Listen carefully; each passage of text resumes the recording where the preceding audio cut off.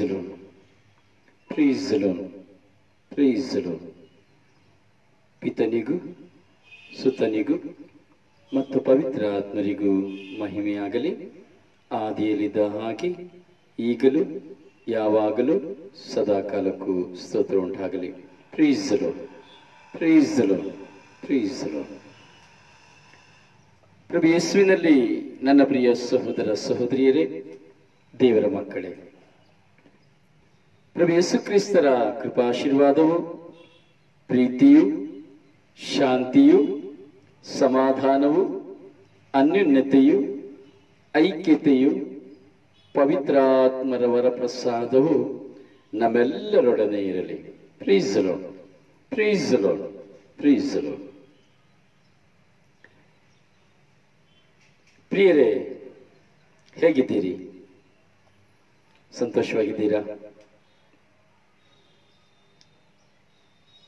ಹೇಗಿದೆ ನಿಮ್ಮ ಮನಸ್ಸು, ನಿಮ್ಮ ಹೃದಯ, ನಿಮ್ಮ ಚಿಂತನೆ? ಪ್ರೀಸ್ ಲಾರ್ಡ್, ಪ್ರೀಸ್ ಲಾರ್ಡ್, ಪ್ರೀಸ್ ಲಾರ್ಡ್. ಮನಸ್ಸು, ಚಿಂತನೆ, ಹೃದಯ. ಮನಸ್ಸು, ಹೃದಯ, ಚಿಂತನೆ. ಈ ಮನಸ್ಸಿಗೂ ಹೃದಯಕ್ಕೂ ಚಿಂತನೆಗೂ ಏನಾದರೂ ಲಿಂಕ್ ಇದೆಯಾ?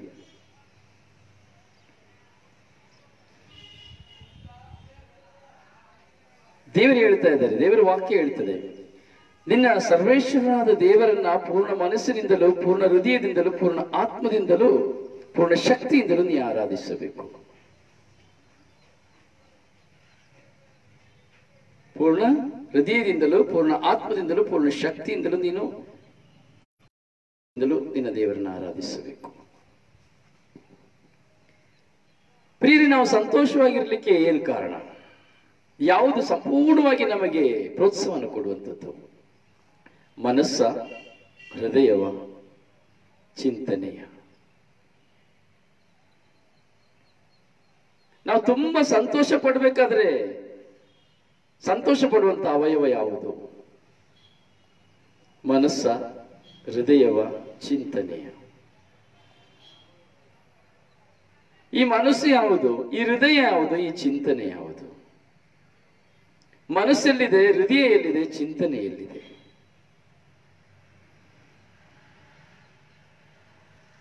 ಪ್ರೀಸ್ ಲಾರ್ಡ್, ಪ್ರೀಸ್ ಲಾರ್ಡ್. ಪ್ರಾರಂಭದಲ್ಲಿ ನಾವು ಒಂದು ಚಿಕ್ಕ ಸವಿನೋಟವನ್ನು ಧ್ಯಾನಿಸ್ತೇವೆ ಪ್ರತಿದಿನ. ಪ್ರಾರಂಭದಲ್ಲಿ ಒಂದು ಚಿಕ್ಕ ಸವಿನೋಟವನ್ನ ನಾವು ಸ್ಮರಿಸ್ತೇವೆ. ಹಾಗೆ ಇವತ್ತು ನಾವು ಮನಸ್ಸು, ಹೃದಯ, ಚಿಂತೆಯನ್ನ ನಾವು ಸ್ಮರಿಸ್ತಾ ಇದ್ದೇವೆ. ನೀವು ಕೀರ್ತನೆಗಾರ 62ನೇ ವಾಕ್ಯವನ್ನು ನೀವು ನೋಡಬಹುದು. ಎನ್ನ ಮನಕ್ಕೆ ಶಾಂತಿ ದೇವರಿಂದಲೇ, ನನ್ನ ಜೀವೋದ್ಧಾರ ಆತನಿಂದಲೇ, ಆತನಿಗೆ ದುರ್ಗ, ರಕ್ಷಕ, ಶರಣು, ನಾನೆಂದಿಗೂ ಕದಲಿ ಬೀಳೆನು. ಹೇಗೆ ಹೇಳುತ್ತೆ? ಎನ್ನ ಮನಕ್ಕೆ ಶಾಂತಿ ದೇವನಿಂದಲೇ, ನನ್ನ ಜೀವೋದ್ಧಾರ ಆತನಿಂದಲೇ, ಆತನಿಗೆ ದುರ್ಗ, ರಕ್ಷಕ, ಶರಣು, ನಾನೆಂದಿಗೂ ಕದಲಿ ಬೀಳೆನು.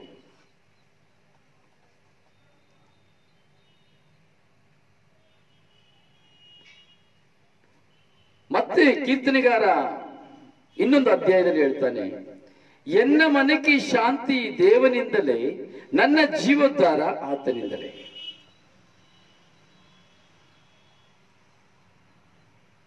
ಹೌದಲ್ಲ? ನೋಡಿ, ನಾವು ಪ್ರತಿದಿನ ದೇವರ ವಾಕ್ಯವನ್ನು ಧ್ಯಾನಿಸ್ತೇವೆ. ಪ್ರತಿದಿನ ನಾವು ಆಧ್ಯಾತ್ಮಿಕತೆಯಲ್ಲಿ ಜೀವಿಸ್ತೇವೆ. ಅಂದರೆ ಬೆಳಿಗ್ಗೆ ಎದ್ದ ತಕ್ಷಣ ಪ್ರಾರ್ಥನೆ, ದೈವ ಸ್ಮರಣೆ, ದೇವರ ನಾಮಸ್ಮರಣೆ. ದೈವ ಸ್ಮರಣೆಯೇ ಬೇರೆ, ದೇವರ ನಾಮಸ್ಮರಣೆಯೇ ಬೇರೆ. ಹೀಗೆ ದೈವ ಸ್ಮರಣೆ, ದೇವರ ನಾಮಸ್ಮರಣೆ, ದೇವರ ಸ್ತುತಿ ಸ್ಮರಣೆ, ವ್ಯತ್ಯಾಸಗಳಿದೆ ಪ್ರಿಯರೇ. ಇದನ್ನೆಲ್ಲ ನಾವು ನೋಡಬೇಕು. ಏನು ಪ್ರಾರ್ಥನೆ ಇಲ್ಲ, ನೀವು ಮಾಡುವಂತ ಪ್ರಾರ್ಥನೆಗಳೆಲ್ಲ ಒಂದು ಚೌಕಾಕಾರವಿದೆ, ಒಂದು ಕಾಂಪೌಂಡ್ ಇದೆ. ಆ ಕಾಂಪೌಂಡಿನಲ್ಲಿಯೇ ನೀವು ಪ್ರಾರ್ಥಿಸುವಂಥದ್ದು. ದೈವ ಸ್ಮರಣೆ, ದೇವರನ್ನ ಸ್ಮರಿಸುವಂಥದ್ದು. ದೇವರ ನಾಮಸ್ಮರಣೆ, ದೇವರ ಸ್ತುತಿ ಸ್ಮರಣೆ, ದೇವರ ವಾಕ್ಯ ಸ್ಮರಣೆ, ದೇವರಲ್ಲಿ ಒಂದಾಗುವಂಥದ್ದಿದ್ದೆಲ್ಲವೂ. ಹೇಗೆ ದೇಹಕ್ಕೆ ಕೈ, ಕಾಲು, ಕಣ್ಣು, ಕಿವಿ, ಬಾಯಿ ಇವೆಲ್ಲವೂ ಸ್ಪಂದಿಸುತ್ತದೋ ಹಾಗೆ ನಮ್ಮ ವಿಶ್ವಾಸಕ್ಕೆ ಇವೆಲ್ಲವೂ ಸ್ಪಂದಿಸುತ್ತದೆ. ನಮಗರಿವಿಲ್ಲದೆಯೇ ನಾವು ದೇವರ ಸ್ಮರಣೆಯನ್ನು ಮಾಡುತ್ತೇವೆ. ಯಾರು ಹೇಳಿಕೊಡೋದಿಲ್ಲ ನಮ್ಮನ್ನ ದೇವರ ಸ್ಮರಣೆ ಮಾಡುವಂತ. ನಾವು ಯಾರು ನಮಗೆ ಹೇಳದೇ ಇದ್ರು ಸಹ ನಾವು ದೇವರ ಸ್ಮರಣೆಯನ್ನು ಮಾಡ್ತೇವೆ. ನಮಗೆ ದೇವರ ಸ್ಮರಣೆ ಬರ್ತದೆ. ಯಾಕಂದ್ರೆ already that's feed in your mind. ಅದು ಈಗಾಗಲೇ ನಮ್ಮಲ್ಲಿ ಅದು ಫೀಡ್ ಆಗಿ ಹೋಗಿದೆ. ಅದನ್ನ ಡಿಲೀಟ್ ಮಾಡ್ಲಿಕ್ಕೆ ಆಗೋದಿಲ್ಲ. ದೇವರನ್ನ ನೀನು ದೇವರನ್ನ ಸ್ಮರಣೆ ಮಾಡ್ತೀಯ ಅನ್ನೋದಾದ್ರೆ, ನಾವು ಸ್ಮರಣೆ ಮಾಡ್ತಿದ್ರೆ ಅದು ಆಲ್ರೆಡಿ ಫೀಡ್, ಅದು ಫೀಡ್ ಆಗಿ ಹೋಗಿದೆ. ಅದನ್ನ ಡಿಲೀಟ್ ಮಾಡ್ಲಿಕ್ಕೆ ಆಗೋದಿಲ್ಲ. ಆ ಚಿಪ್ನ ತೆಗಿಲಿಕ್ಕೆ ಆಗೋದಿಲ್ಲ. ಅದನ್ನ ರಿಮೂವ್ ಮಾಡ್ಲಿಕ್ಕೆ ಆಗೋದಿಲ್ಲ. ಎರಡನೆಯದು ದೇವರ ನಾಮಸ್ಮರಣೆ. ಯೇಸುವೇ, ಯೇಸುವೇ, ಅಪ್ಪ, ಪವಿತ್ರಾತ್ಮರೇ, ತಂದೆ ದೇವರೇ, ನಾಮಸ್ಮರಣೆ. ಅದನ್ನು ಫೀಡ್ ಮಾಡ್ಲಿಕ್ಕೆ ಆಗೋದಿಲ್ಲ. ಯಾರು ಬಂದು ಹೇಳಿಕೊಡೋದಿಲ್ಲ. ಈಗ ನೀನು ಪ್ರಾರ್ಥಿಸು ಎಂಬುದಾಗಿ ಹೇಳೋದಿಲ್ಲ. ಈಗ ನೀನು ದೇವರ ನಾಮಸ್ಮರಣೆ ಮಾಡು, ದೇವರ ನೆನೆಸ್ಕೊ ಅಂತ ಯಾರು ಹೇಳೋದಿಲ್ಲ. ಆಟೋಮೆಟಿಕಲಿ ಅದು ನಮ್ಮನ್ನು ಸ್ಮರಿಸುವಂತೆ ಮಾಡ್ತದೆ, ಸ್ಮರಿಸ್ತದೆ. ದೇವರ ಸ್ತುತಿ ಸ್ಮರಣೆ ನಮ್ಮ ಮನಸ್ಸೇ, ನಮ್ಮ ಹೃದಯವೇ, ನಮ್ಮ ಚಿಂತನೆಯೇ ಪ್ರಾರಂಭವಾಗ್ತದೆ. ಹಲ್ಲೆಲೂಯಾ, ಹಲ್ಲೆಲೂಯಾ, ಸ್ತೋತ್ರ ಯೇಸುವೇ, ಸ್ತೋತ್ರ ಯೇಸುವೇ, ಅರ್ಗ ಜೀಸು, ಮಹಿಮಾ ಜೀಸು, ಥ್ಯಾಂಕ್ ಯು ಜೀಸು, ಪ್ರೈಸ್ ಜೀಸು. ನಮಗೆ ಗೊತ್ತಿಲ್ಲದೆ ಅದು ಪ್ರಾರಂಭ ಮಾಡ್ತದೆ. ಹಾರ್ಟ್ ಬೀಟ್ ಹೇಗೋ ಹಾಗೆ ಸ್ತುತಿ ಸ್ಮರಣೆ ನಮ್ಮಲ್ಲಿ ಗೊತ್ತಿಲ್ಲದೆ ಪ್ರಾರಂಭವಾಗ್ತದೆ. ಅದು ಯಾವಾಗ ಬರ್ತದೆ ಅಂತ ಹೇಳಲಿಕ್ಕೆ ಆಗೋದಿಲ್ಲ. ಯಾಕಂದ್ರೆ that is also already feed your mind. ಅದೆಲ್ಲ ಮೈಂಡ್ ಸೆಟ್ ಆಗಿಬಿಟ್ಟಿದೆ. ದೇವರ ವಾಕ್ಯ ಸ್ಮರಣೆ, ದೇವರ ವಾಕ್ಯವನ್ನ ಕೇಳಬೇಕು. ನಾನು ಕೇಳಬೇಕು, ದೇವರ ವಾಕ್ಯವನ್ನು ನಾನು ಕೇಳಬೇಕು, ದೇವರ ವಾಕ್ಯವನ್ನು ನಾನು ಧ್ಯಾನಿಸಬೇಕು, ದೇವರ ವಾಕ್ಯವನ್ನು ನಾನು ಓದಬೇಕು. ಸ್ಮರಣೆ already that's also feed your mind. Why? ಯಾಕೆ? ನೀನು ರಾತ್ರಿ ಮಲಗಿರ್ಬೇಕಾದ್ರೆ ನಿನ್ನ ಮನಸ್ಸಲ್ಲಿ ನೀನು ಗೊತ್ತಿಲ್ಲದೆ ನೀನು ಕನವರಿಸಿ ಸ್ತುತಿಸ್ತಾ ಇರ್ತೀಯ. ನಾವು ಸ್ತುತಿಸ್ತಾ ಇರ್ತೇವೆ. ರಾತ್ರಿ ಇಡೀ ನಿನ್ನ ಜಾಗರಣೆ, ನಿನ್ನ ನಾಮಸ್ಮರಣೆಯೇ ನನಗೆ ರಾತ್ರಿ ಇಡೀ ಎಂಬುದಾಗಿ ಕೀರ್ತನೆಗಾರ ಹೇಳ್ತಾನೆ. ನನ್ನ ಹಾಸಿಗೆಯಲ್ಲಿಯೂ ನಿನ್ನನ್ನು ನಾ ಸ್ಮರಿಸುವೆನು. So that's also feed your mind. ಇದೆಲ್ಲ ಯಾರು ಹೇಳಿಕೊಡೋದು ಬೇಕಾಗಿಲ್ಲ. ತಾನಾಗಿಯೇ ಬರ್ತದೆ, ತಾನಾಗಿಯೇ ಬರ್ತದೆ. ಯಾಕೆ? ಉತ್ತರ ನೀವು ಕೊಡಬೇಕೀಗ. ಪ್ರಾರಂಭದಲ್ಲಿ ನಿಮ್ಮ ಮುಂದೆ ಈ ಪ್ರಶ್ನೆಯನ್ನು ಇಟ್ಟಿದ್ದೇನೆ, ಉತ್ತರ ಕೊಡಬೇಕು. ವೈ? ಯಾಕೆ? ಯಾಕೆ ಇಷ್ಟು ನಿಮ್ಮೊಳಗೆ ಪ್ರಕಟವಾಗ್ತದೆ? ಯಾರು ಹೇಳಿಕೊಡದೆಯೇ ಯಾತಕ್ಕೆ ನಿಮಗೆ ಇದೆಲ್ಲವೂ ಪ್ರಕಟಣೆ ಆಗ್ತದೆ? ಸುಮತಿ ಡಿಸೋಜ, ಯಾಕೆ ಯಾಕೆ ನಿಮ್ಮೊಳಗೆ ಈ ಒಂದು ಚಿಂತನೆಗಳು ಯಾಕೆ ಬರಬೇಕು? ನಿಮ್ಮ ಆತ್ಮದಲ್ಲಿ, ನಿಮ್ಮ ಹೃದಯದಲ್ಲಿ, ನಿಮ್ಮ ಚಿಂತನೆಯಲ್ಲಿ ಯಾಕೆ ಈ ಒಂದು ಮನೋಭಾವನವರೆಗೆ ಬರಬೇಕು? So anybody give answer? ಪ್ರಾರಂಭದಲ್ಲಿ ನಿಮ್ಮ ಮುಂದೆ ಪ್ರಶ್ನೆಯಾಗಿ ನಾನು ಬಂದಿದ್ದೇನೆ. ಯಾಕಂದ್ರೆ this is most important in your life. This is most important in your faithful life. ನಿಮ್ಮ ವಿಶ್ವಾಸದ ಜೀವನದಲ್ಲಿ ಇದು ತುಂಬಾ ತುಂಬಾ ಪ್ರಾಮುಖ್ಯವಾದದ್ದು. So Y? ಯಾಕೆ?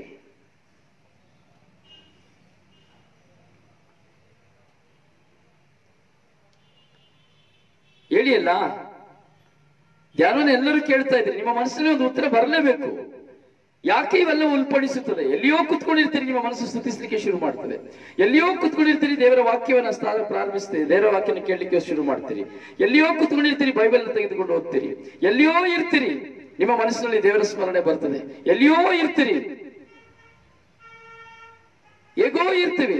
ಅದು ಆಪತ್ತಿನಲ್ಲಿದ್ರು ಸರಿ, ವಿಪತ್ತಿನಲ್ಲಿದ್ರು ಸರಿ, ಸಂತೋಷದಲ್ಲಿದ್ರು ಸರಿ, ದುಃಖದಲ್ಲಿದ್ರು ಸರಿ, ರಾತ್ರಿ ನಿದ್ರೆಯಲ್ಲಿದ್ರು ಸರಿ, ಪ್ರಯಾಣದಲ್ಲಿದ್ರು ಸರಿ. ಸೊ ಎಲ್ಲಿ ಇದ್ರು ಸರಿ, ನನ್ನಲ್ಲಿ ಈ ಒಂದು ಸ್ಮರಣೆ ನನ್ನಲ್ಲಿ ಉಲ್ಪಣವಾಗ್ತದೆ. ಯಾಕೆ? Why? Rebecca Mary, so what's your answer?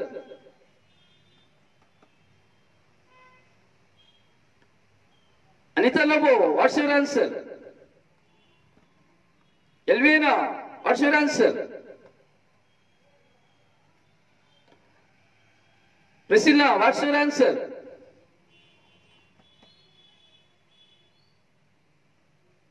ಯಾರಿಗೂ ಇಲ್ಲ ಹೇಳಲಿಕ್ಕೆ? ಹೇಳ್ಬೇಕು. ಒಬ್ಬರಾದ್ರೂ ಉತ್ತರ ಕೊಡಿ ಸಾಕು. ನನಗೆ ಎಲ್ಲರೂ ಉತ್ತರ ಕೊಡ್ಬೇಕು ಅಂತಿಲ್ಲ. ಒಬ್ಬರು, ಎಲ್ಲರ ಪರವಾಗಿ ಒಬ್ಬರು ಸಹ ಉತ್ತರ ಕೊಡ್ಬೋದು. ಯಾಕೆ?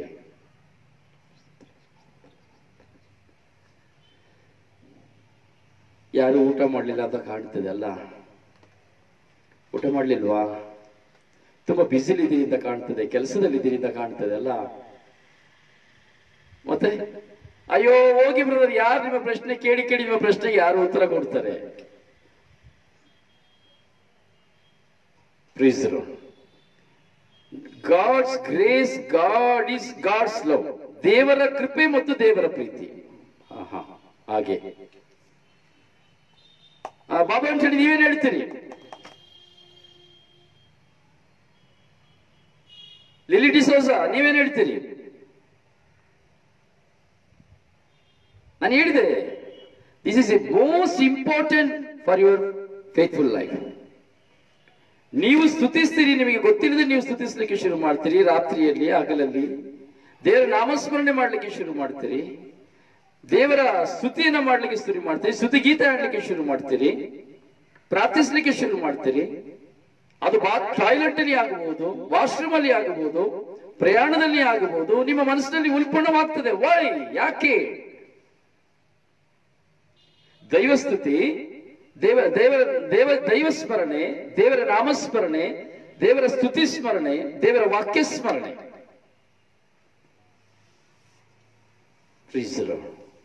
One word answer, sweet answer ಕೊಟ್ಬಿಟ್ರು Baba Antony. I don't know brother ಅಂತ. ಸಿಂಪಲ್. ಆ ಕ್ವಶನ್ ಗೊತ್ತಿಲ್ಲ ಅಂತ. ಓಕೆ,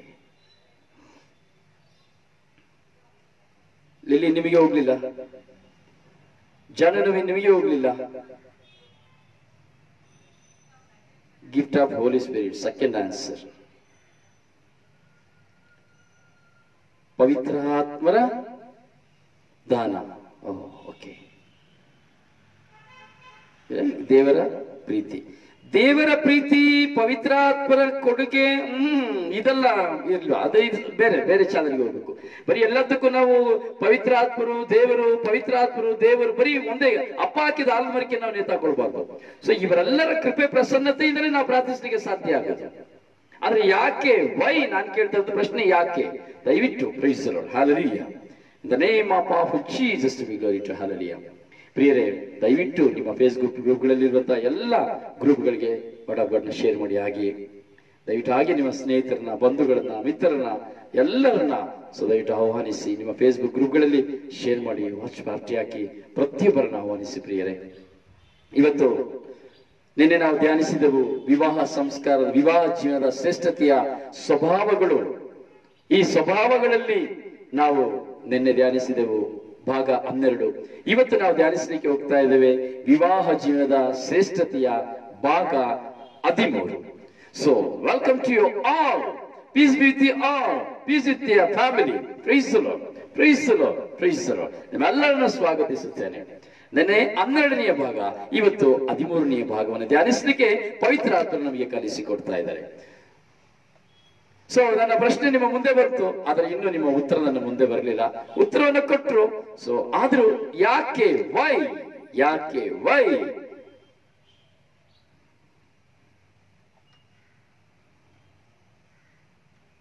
ಏನಿಲ್ಲ, ತುಂಬಾ ಸಿಂಪಲ್. ಎಲ್ರು ಕನ್ಫ್ಯೂಸ್ ಮಾಡ್ಕೊಳ್ತಾ ಇದ್ದೀರಿ ಅಂತ ಕಾಣ್ತದೆ. ಇನ್ನೊಂದು 10-20 ಸೆಕೆಂಡ್ ನಿಮ್ಮ ಮುಂದೆ ಟೈಮ್ ಕೊಡ್ತೀನಿ. ಲಾರೆನ್ಸ್ ಪಾಪು, ಆರ್ ಯು ನೋ? ಜೆನವಿ ಡಿಸೋಜಾ, ನಿಮಗೆ ಹೇಳಲಿಕ್ಕೆ ಸಾಧ್ಯವೋ?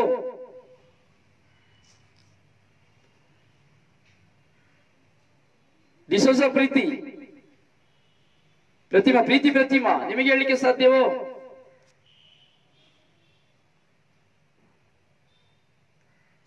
ಸೊ ನೀವೆಲ್ಲ ಜ್ಞಾನವಂತರು, ನೀವೆಲ್ಲ ಸಾಧಾರಣವಾದ ವ್ಯಕ್ತಿಗಳಲ್ಲ. ನೀವು ತಿಳ್ಕೊಂಡಿರ್ಬೋದು, ಅಯ್ಯೋ ನಮಗೆ ಗೊತ್ತಿಲ್ಲ, ತಪ್ಪಾಗ್ತದೆ ಅಂತ. ಖಂಡಿತವಾಗಿಯೂ ನಿಮಗೆ ಗೊತ್ತಿಲ್ಲದಿರುವಂತ ವಿಷಯ ಅಲ್ಲ, ತಪ್ಪಾಗ್ತದೆ ಅಂತ ಚಿಂತನೆ ಬಿಟ್ಟುಬಿಡಿ. ಯಾಕೆ ಗೊತ್ತುಂಟಾ? ಕೇಳಿದ್ರೆ ಅಯ್ಯೋ ನನ್ನ ಮನಸ್ಸಲ್ಲಿ ಬಂತು ಅಂತ ಹೇಳ್ಬೋದು, ಅಯ್ಯೋ ಇದಾ ಅಂತ ಬರ್ಬೋದು. ಜಸ್ಟ್ ಸಿಂಪಲ್ ಆನ್ಸರ್ ಹೇಳಿ ನಾವು ಸೆಷನ್ಗೆ ಹೋಗುವ. ಏನೂ ಇಲ್ಲ, ಸೊ ನಿಮ್ಮಲ್ಲಿರುವಂತಹ ವಿಶ್ವಾಸ, ನಿಮ್ಮಲ್ಲಿರುವಂತಹ ವಿಶ್ವಾಸ, ನೀವು ದೇವರಲ್ಲಿ ಇಟ್ಟಂತಹ ವಿಶ್ವಾಸದ ಕೊಡುಗೆಯಾಗಿದೆ. ನೀವು ದೇವರಲ್ಲಿ ಇಟ್ಟಂತಹ ಪ್ರೀತಿಯ ಬಾಂಧವ್ಯದ ವಿಶ್ವಾಸ ನಿಮ್ಮ ದೇಹದಲ್ಲಿ, ನಿಮ್ಮ ಚಿಂತನೆಯಲ್ಲಿ, ನಿಮ್ಮ ಯೋಚನೆಯಲ್ಲಿ, ನಿಮ್ಮ ಮನಸ್ಸಿನಲ್ಲಿ ಸಂಪೂರ್ಣವಾಗಿ ಅಡಗಿ ಹೋಗಿರುವ ಕಾರಣ, ಸಂಪೂರ್ಣವಾಗಿ ಅದು ನಿಮ್ಮಲ್ಲಿ ತುಂಬಿ ಹೋಗಿರುವ ಕಾರಣ, ಆ ದೈವ ಪ್ರೀತಿಯ ಪ್ರಸನ್ನತೆಯ ಕಾರಣ, ನಿಮ್ಮ ದೈವ ಪ್ರೀತಿಯ ಪ್ರಸನ್ನತೆಯ ಕಾರಣ, ಸೊ ನೋವೋಜವ ಹೇಳಿದಾಗೆ ಪವಿತ್ರಾತ್ಮರ ಆ ಕೃಪೆಯ ಕಾರಣವಾಗಿ ನಾನು ವಿಶ್ವಾಸಿಯಾದ ಕಾರಣ ನಾನು ದೇವರನ್ನು ಸ್ಮರಿಸುವಂತೆ ನನ್ನ ಮನಸ್ಸು, ನನ್ನ ಹೃದಯ, ನನ್ನ ಚಿಂತನೆ ನನಗೆ ಪ್ರೇರಣೆಯನ್ನು ಕೊಡ್ತದೆ. Praise the lord, praise the lord, hallelujah, hallelujah, hallelujah, hallelujah. ಕಂಡುಕೊಳ್ಬೇಕು ಪ್ರಿಯರೇ.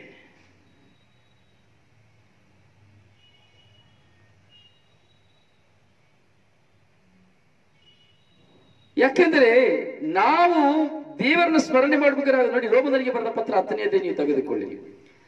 ದೇವರ ನಾಮಸ್ಮರಣೆ ಮಾಡುವವರು ಜೀವೋದ್ಧಾರವನ್ನು ಹೊಂದುವರು. ದೇವರ ನಾಮಸ್ಮರಣೆ, ಎಲ್ಲರೂ ದೇವರ ನಾಮಸ್ಮರಣೆ ಮಾಡಲಿಕ್ಕೆ ಆಗೋದಿಲ್ಲ. ಖಂಡಿತವಾಗಿಯೂ ದೇವರ ನಾಮಸ್ಮರಣೆ ಎಲ್ಲರೂ ಮಾಡ್ಲಿಕ್ಕೆ ಆಗೋದಿಲ್ಲ. ಯಾಕೆ? ಮನಸ್ಸಿನಿಂದ, ಹೃದಯದಿಂದ, ಆತ್ಮದಿಂದ, ಸೊ ಚಿಂತೆಯಿಂದ, ಮನಸ್ಸಿನಿಂದ, ಹೃದಯದಿಂದ. ಕಾರಣ ಏನಾಗ್ತದೆ ಅಂದ್ರೆ ನನ್ನಲ್ಲಿ ಗೊಂದಲವನ್ನು ಎಬ್ಬಿಸ್ತದೆ. ನನ್ನಲ್ಲಿ ಗೊಂದಲವಿದ್ರೆ ನನಗೆ ದೇವರಲ್ಲಿ ಭರವಸೆ, ಅಂದ್ರೆ ದೇವರಲ್ಲಿ ಭರವಸೆ ವಿಶ್ವಾಸ ಇಲ್ಲ ಅಂದ್ರೆ ನನಗೆ ದೇವರ ನಾಮಸ್ಮರಣೆ ಮಾಡ್ಲಿಕ್ಕೆ ಆಗುದಿಲ್ಲ. ಉದಾಹರಣೆಯಾಗಿ ಹೇಳ್ಬೇಕಾದ್ರೆ, ಸಿಂಪಲ್ ಆಗಿ ಹೇಳ್ಬೇಕು, ಇನ್ನೂ ಸಿಂಪಲ್ ಆಗಿ ಹೇಳ್ಬೇಕಾದ್ರೆ, ನಾನು ಯಾರಲ್ಲಿ ಫ್ರೆಂಡ್ಶಿಪ್ ಮಾಡಿದ್ದೀನಿ ಅವ್ರ ಹತ್ರ ಮಾತ್ರ ನನಗೆ ಹೋಗಿ ಮಾತನಾಡ್ಲಿಕ್ಕೆ ಸಾಧ್ಯ. ನನಗೆ ಯಾರು ತುಂಬಾ ಪ್ರೀತಿಯಿಂದ ಇರ್ತಾರೆ ನಾನು ಅವ್ರನ್ನ ಮಾತ್ರ ಹೋಗಿ ಸಂಧಿಸ್ಲಿಕ್ಕೆ ಸಾಧ್ಯ. ಸೊ ನನ್ನೊಟ್ಟಿಗೆ ಯಾರು ತುಂಬಾ ಪ್ರೀತಿಯನ್ನ ಬೆರೆತುಕೊಳ್ತಾರೋ ಅವರೊಟ್ಟಿಗೆ ಮಾತ್ರ ನಾವು ಕಮ್ಯುನಿಕೇಟ್ ಮಾಡ್ಲಿಕ್ಕೆ ಸಾಧ್ಯ. ಎಲ್ಲರ ಹತ್ರ ಕಮ್ಯುನಿಕೇಟ್ ಮಾಡ್ಲಿಕ್ಕೆ ಸಾಧ್ಯವಿಲ್ಲ. ಸಿಕ್ಕಿದವ್ರ ಹತ್ರ ಹಾಯ್ ಇರ್ಬೋದು, ಗುಡ್ ಮಾರ್ನಿಂಗ್ ಹೇಳ್ಬೋದು, ಹವಾಯಿ ಹೇಳ್ಬೋದು, ಓಕೆ ಬಾಯ್ ಹಾಗೆ ಹೇಳ್ಬೋದು.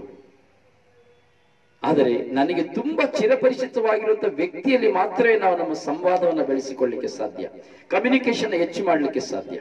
ಕಮ್ಯುನಿಕೇಶನ್ ಹೆಚ್ಚು ಯಾವಾಗ ಆಗ್ತದೆ? ನಾನು ಯಾವ ಸ್ನೇಹಿತರನ್ನ, ಯಾರೊಂದಿಗೆ ನಾನು ತುಂಬಾ ಸ್ನೇಹದ ಬಾಂಧವ್ಯವನ್ನು ನಾನು ಬೆಸೆದುಕೊಳ್ಳುತ್ತೇನೋ ಅಲ್ಲಿ ಕಮ್ಯುನಿಕೇಶನ್ ಶುರುವಾಗ್ತದೆ.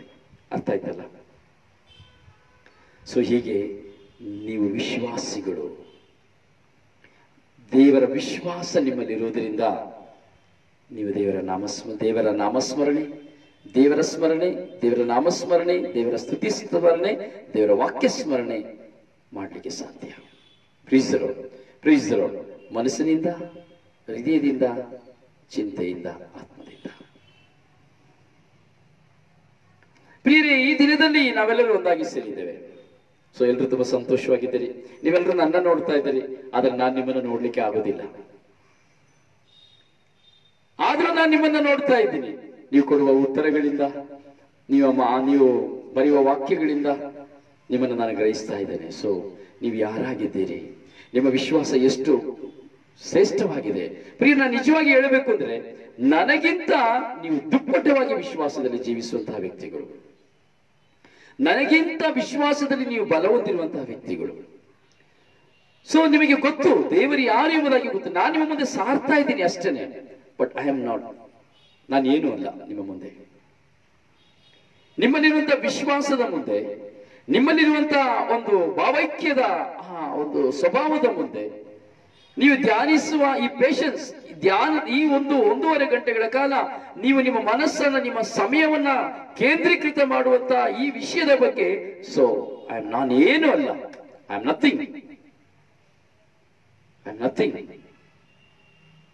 ಸೊ ನಿಮ್ಮನ್ನು ನಾನು ಅಭಿನಂದಿಸ್ತೇನೆ, ಗೌರವಿಸ್ತೇನೆ. I give thanks to the lord for this. ಹಾಗೆ ನಿಮಗೂ ಸಹ ನಾನು ಕೃತಜ್ಞತೆಯನ್ನು ಸಲ್ಲಿಸುತ್ತೇನೆ. ಸೊ ನೀವು ಸಾಧಾರಣವಾದ ವ್ಯಕ್ತಿಗಳಲ್ಲ. ಪ್ರಿಯರೇ, ಹೀಗೆ ನಾವು ಈ ದಿನದ ಧ್ಯಾನವನ್ನ ಪ್ರಾರಂಭಿಸುವಾಗ ನಿನ್ನೆ ಇದನ್ನು ಸ್ವಲ್ಪ ನಾವು ಮೆಲುಕು ಹಾಕೋಣ. ನಿನ್ನೆದ ಜಾಮೂನ್ ಸ್ವಲ್ಪ ಇತ್ತಲ್ವಾ, ಆ ಜಾಮೂನ್ ತಿಂದಿದ್ದೇವೆ, ಜಾಮೂನ್ದು ಸ್ವಲ್ಪ ಪಾಕ ಉಳ್ಕೊಂಡಿದೆಯಲ್ಲ, ಆ ಸ್ವಲ್ಪ ಜಾಮೂನ್ ಪಾಕನ ಸ್ವಲ್ಪ ನೆಕ್ಕಿ ನೋಡೋಣವಾ? ಇಷ್ಟ ಆಗ್ತಾ ಇದೆಯಾ? ಈ ವಿವಾಹ ಸಂಸ್ಕಾರದ ಸೆಷನ್ ನೀವತ್ರ ನಾನು ಕೇಳಲಿಕ್ಕೆ ಮರ್ತೋದೆ. ಈ ವಿವಾಹದ ಸೆಷನ್ ನಾವು 12 ಎಪಿಸೋಡ್ ನಾವು ಕೇಳಿದ್ದೇವೆ, 12 ಭಾಗಗಳನ್ನ ನಾವು ಕೇಳಿದ್ದೇವೆ. ಸೊ ವಿವಾಹ ಸಂಸ್ಕಾರದ ಈ ಒಂದು ಭಾಗ, ಈ ಒಂದು ಸಂಸ್ಕಾರದ ಬಗ್ಗೆ ನೀವು ಕೇಳ್ತಾ ಇರುವಂತ ಧ್ಯಾನ ನಿಮಗೆ ಏನು ಅನಿಸ್ತದೆ? ಏನು ಅನುಭವನ ತರ್ತದೆ? ಇದು ನಿಮಗೆ ಒಳ್ಳಿತು ಎಂದು ಕಾಣ್ತಾ ಇದೆಯಾ? ಇದು ಸತ್ಯ ಎಂಬುದಾಗಿ ಕಾಣ್ತಾ ಇದೆಯಾ? ಅಥವಾ ಭ್ರಮೆ ಎಂಬುದಾಗಿ ಕಾಣ್ತಾ ಇದೆಯಾ? ಅಥವಾ ಏನೋ ಒಂದು ವಿವಾಹ ಸಂಸ್ಕಾರಕ್ಕೆ ಸಿಲುಕಿ ಹೋಗ್ತಿದ್ದೇವೆ ಎಂಬುದಾಗಿ ಕಾಣ್ತೀವಾ? ಅಥವಾ ಈ ವಿವಾಹ ಕೇಳ್ತಾ ಇರುವಂತಹ ಈ 12 ಎಪಿಸೋಡ್ಗಳಲ್ಲಿಯೂ ಸಹ ಈ ವಿವಾಹ ಸಂಸ್ಕಾರದಲ್ಲಿ ನಮ್ಮ ಜೀವನದಲ್ಲಿ ನಿಜವಾಗಿಯೂ ನಮ್ಮ ಪಾತ್ರ ಏನು ಎಂಬುದನ್ನು ನಾವು ಕಂಡುಕೊಳ್ತಾ ಇದ್ದೇವ? ಸೊ ನಾನು ಕೇಳುವಂತ ಒಂದು ಪ್ರಶ್ನೆ, ಈ ವಿವಾಹ ಸಂಸ್ಕಾರವನ್ನು ಧ್ಯಾನಿಸ್ತಾ ಇದ್ದೀರಿ. ನನ್ನ ಮುಂದೆ ಈಗ ನೀವು 30-32 ಜನ ಮುಂದೆ ಇದ್ದೀರಿ. ಸೊ ಅದಕ್ಕಿಂತ ಇನ್ನು ಎಷ್ಟೋ ಜನ ಇದ್ದಾರೆ. ಆದರೆ ಈ ವಿವಾಹ ಸಂಸ್ಕಾರವನ್ನು ಕುರಿತಾದಂತಹ ಈ ಧ್ಯಾನ ಒಳ್ಳಿತ ಅಥವಾ ವ್ಯರ್ಥವ? ದಯವಿಟ್ಟು ಒಂದು ಉತ್ತರವನ್ನು ಕೊಡ್ತೀರಾ ಪ್ಲೀಸ್? ನನ್ನನ್ನು ಪ್ರೇರೇಪಿಸಲಿಕ್ಕಾಗಿ, ನನ್ನಲ್ಲಿರುವಂತಹ ಪವಿತ್ರಾತ್ಮನ ಪ್ರೇರೇಪಿಸಲಿಕ್ಕಾಗಿ ಸತ್ಯವನ್ನು ಮಾತ್ರ. ಏನನ್ನಿಸ್ತದೆ? ಯಾಕೆಂದ್ರೆ ನನಗೆ ಇದು ಬೇಕು. ನನಗೆ ಎಂತ ಇಂಗ್ಲಿಷಲ್ಲಿ ಬರೋದಲ್ಲಿ ಹೇಳಲಿಕ್ಕೆ ನಿಮ್ಮ ಒಂದು ಅನಿಸಿಕೆ ನನಗೆ ಬೇಕು. ಸೊ ಏನ್ ಅನಿಸ್ತದೆ ಈ ವಿವಾಹ ಸಂಸ್ಕಾರದ ಬಗ್ಗೆ ಧ್ಯಾನಿಸುವಂತ ಈ 18 ಗಂಟೆಗಳ ಕಾಲ ನಾವು ಧ್ಯಾನಿಸಿದ್ದೇವೆ. 18 hours ಕ್ಲಾಸ್. ನಿಮ್ಮ ಫೀಡ್ಬ್ಯಾಕ್ ನನಗೆ ಬೇಕು. ಸೊ ದಯವಿಟ್ಟು ಪ್ಲೀಸ್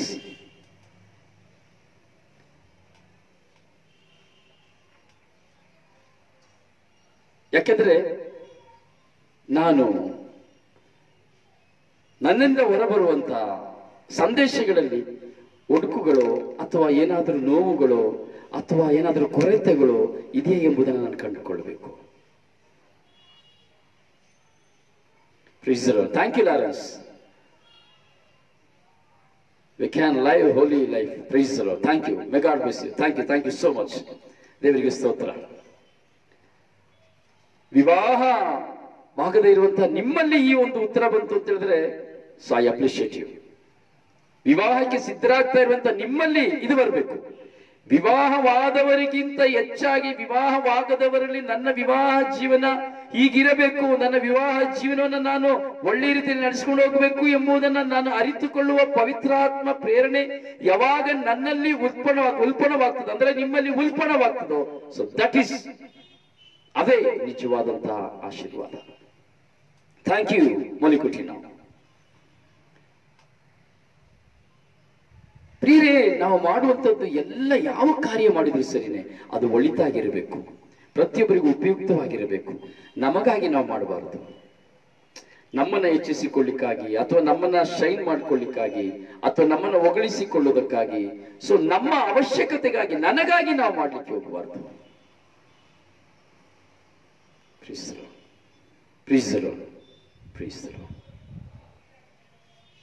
ಪ್ರಿಯರೇ, ವಿವಾಹ ಜೀವನ ಎಂಬುದು ನಾನು ಹೇಳಿದೆ ಅದು ತುಂಬಾ ಸುಂದರವಾದದ್ದು.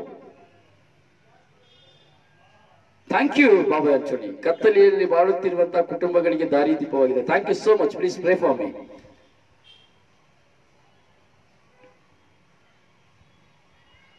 ಪ್ರಿಯರೇ, ನಾವು ಮದುವೆ ಆಗಿ ಹೋಯ್ತು. ನನ್ನದು ಸಹ ಮದುವೆ ಆಗಿ 22 ವರ್ಷ ಆಗಿ ಹೋಯ್ತು. ನಿಮ್ಮದು ಸಹ ಎಷ್ಟೆಷ್ಟು ವರ್ಷ ಆಗಿದೆಯೋ ಗೊತ್ತಿಲ್ಲ, ಆಗಿ ಹೋಯ್ತು. ಆಗಿ ಹೋದ್ರೂ ಅದಕ್ಕೆ ಮರುಜನ್ಮ ಕೊಡ್ಲಿಕ್ಕೆ ಸಾಧ್ಯ. ಈ ತರಗತಿಗಳನ್ನ ನಾವು ಮನಪೂರ್ವಕವಾಗಿ ಕೇಳಿದ್ದೇ ಆದರೆ ಏನೇ ಆಗಿರ್ಬೋದು ಗೊಂದಲಗಳು, ಈ ನಿಮ್ಮ ವಿವಾಹ ಜೀವನದಲ್ಲಿ ಏನೇ ಗೊಂದಲಗಳಾಗಿರ್ಬೋದು, ಸಮಸ್ಯೆಗಳಾಗಿರ್ಬೋದು, ಆದರೆ ಈ ವಿವಾಹ ಜೀವನದ ಶ್ರೇಷ್ಠತೆಯ ಸ್ವಭಾವಗಳನ್ನ, ಈ ವಿವಾಹ ಸಂಸ್ಕಾರಗಳ ಕುರಿತು ನಾವು ಧ್ಯಾನಿಸಿದ್ದೆ ಆದರೆ ಖಂಡಿತವಾಗಿಯೂ ನಾವು ಮರುಜೀವವನ್ನ ಕೊಡಬಹುದು ನಮ್ಮ ದಾಂಪತ್ಯ ಜೀವನಕ್ಕೆ. ಪ್ರೀಸ್ ದಿ ಲಾರ್ಡ್.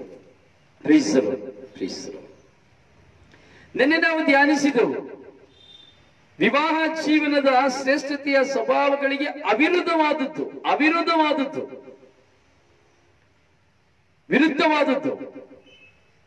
ಹಠಮಾರಿತನ ಹಾಗೂ ಅವಿಧೇಯತೆ. ನಾನು ನೀನು ನಾನು ಹೇಳಿದಾಗೆ ನೀನು ಹೇಳಿದಾಗೆ ಅವಿಧೇಯತೆ, ಹಠಮಾರಿತನ. ನೀನು ಮಾಡಿದಲ್ಲ ಅದಕ್ಕೆ ನಾನು ಮಾಡ್ತೇನೆ, ನೀನ್ ಹಾಗೆ ಹೇಳಿದಲ್ಲ ಅದಕ್ಕೆ ನಾನು ಹೀಗೆ ಹೇಳಿದೆ. ನಿನ್ನನ್ನು ಅವಮಾನ ಪಡಿಸಲ್ಲ, ಅದಕ್ಕೆ ನಾನು ಅವಮಾನ ಪಡಿಸಿದೆ. ಏನಿದೆ, ಏನು ತೊಂದರೆ ಇಲ್ಲ. ನೀನು ಮಾಡಿದೆ, ನಾನು ಮಾಡಿದೆ. Challenging life. ಇದು ವಿವಾಹ ಜೀವನದ ಶ್ರೇಷ್ಠತೆಯಲ್ಲ. ಕಾಂಪಿಟೇಷನ್ ಲೈಫ್, ಇದು ವಿವಾಹ ಜೀವನದ ಶ್ರೇಷ್ಠತೆಯಲ್ಲ. ಚಾಲೆಂಜಿಂಗ್ ಕಾಂಪಿಟೇಷನ್ ಈ ಜೀವನ, ವಿವಾಹ ಜೀವನದಲ್ಲಿ ನಮಗೆ ಬಂದರೆ ಆ ವಿವಾಹ ಜೀವನವು ಮೊಟಕುಗೊಳಿಸಲ್ಪಡುತ್ತದೆ. ಇರುವಂತಹ ಸಂತೋಷ, ಸಮಾಧಾನ, ಪ್ರೀತಿ ಎಲ್ಲವನ್ನ ಕಳೆದುಕೊಳ್ಳುವಂತೆ ಮಾಡುತ್ತದೆ, ಅಥವಾ ಮನೋರೋಗಿಯಾಗಿ ಮಾರ್ಪಡಿಸುತ್ತದೆ, ಅಥವಾ ರೋಗಿಯಾಗಿ ಮಾರ್ಪಡಿಸುತ್ತದೆ. ಹೌದು, ಯಾವಾಗ ನಮಗೆ ಕಾಂಪಿಟೇಷನ್ ಮತ್ತೆ ಇನ್ನೊಂದು ಮೂರನೇ ಆದ ರಿವೆಂಜಿಂಗ್ ಲೈಫ್, ಸೇಡು ತೀರಿಸುವಂತಹ ಜೀವನ, ಕಾಂಪೀಟ್ ಮಾಡುವಂತಹ ಜೀವನ, ಇವೆಲ್ಲವೂ ನಮ್ಮ ವಿವಾಹ ಜೀವನದ ಶ್ರೇಷ್ಠತೆಯ ಸ್ವಭಾವಗಳನ್ನು ಸಂಪೂರ್ಣವಾಗಿ ನಾಶ ಮಾಡುತ್ತದೆ. ಇವುಗಳಿಂದ ನಾವು ದೂರವಿರಬೇಕು. ಇವುಗಳನ್ನು ನಾವು ಮನಸ್ಸಿಗೆ ತಂದುಕೊಳ್ಳಬೇಕು.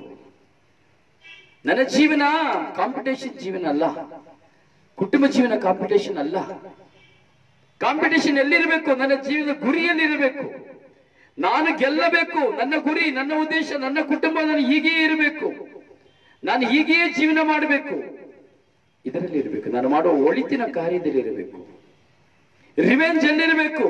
ನನ್ನ ಪಾಪದ ಮುಂದೆ, ನನ್ನ ದುಸ್ವಭಾವದ ಮುಂದೆ, ನನ್ನ ಕುಡುಕುತನದ ಮುಂದೆ, ಬೇಜವಾಬ್ದಾರಿಯ ಮುಂದೆ ನನಗೆ ರಿವೆಂಜ್ ಇರಬೇಕು. ಇವುಗಳನ್ನ ನಾಶ ಮಾಡಬೇಕು, ಇವುಗಳನ್ನ ನಾನು ತೆಗೆದು ಹಾಕಲೇಬೇಕು ಎಂಬಂತ ರಿವೆಂಜ್ ಅಲ್ಲಿ ಇರಬೇಕು.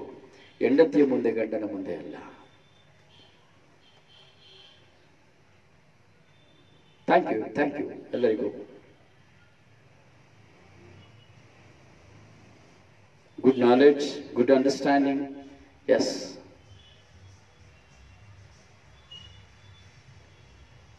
ಹೀಗೆ ನಾವು ಒಬ್ಬರನ್ನ ನಾವು ಕಂಡುಕೊಳ್ಳಬೇಕು. ಹೀಗೆ ವಿವಾಹ ಜೀವನದ ಶ್ರೇಷ್ಠತೆಯ ಸ್ವಭಾವಗಳನ್ನ ನಾವು ಧ್ಯಾನಿಸ್ತಾ ಇದ್ದೇವೆ.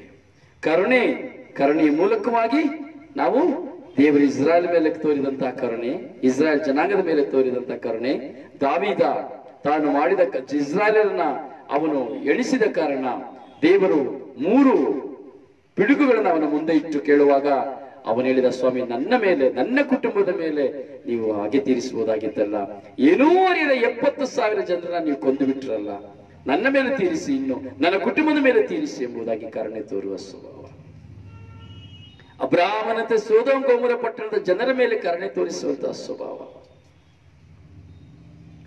ಯೆಶಾಯ ಪುಸ್ತಕದಲ್ಲಿ ನಾನು ನೋಡಿದಂತೆ, ತಾಯಿ ಮರೆತರು ನಾನು ಮರೆಯುವುದಿಲ್ಲ ಎಂದು ತೋರಿಸಿದಂತಹ ಸುಂದರವಾದಂತಹ ನೇರ ಸಾಕ್ಷಿಯ ಆ ಸ್ವಭಾವ. ಕೆತ್ತ ತಾಯಿ ನಿನ್ನನ್ನು ಮರೆತರು ನಾನು ಮರೆಯುವುದಿಲ್ಲ. ತಾಯಿಯಾಗಿಯೇ ಇರುವಂತಹ ಹೆಂಡತಿ ತನ್ನ ಗಂಡನನ್ನು ಮರೆತು ಬಿಡ್ತಾಳೆ. ತಂದೆಯಾಗಿಯೇ ಇರುವಂತಹ ಗಂಡ ತನ್ನ ಮಗಳಾಗಿರುವಂತಹ ಹೆಂಡತಿಯನ್ನು ಮರೆತು ಬಿಡ್ತಾಳೆ. ಈ ಕಡೆ ತಾಯಿ ಮರಿತಾಳೆ, ಈ ಕಡೆ ತಂದೆ ಮರಿತಾನೆ. ವಿವಾಹ ಜೀವನದ ಶ್ರೇಷ್ಠತೆಯ ಸ್ವಭಾವವು ಮುರಿಯಲ್ಪಡುತ್ತದೆ.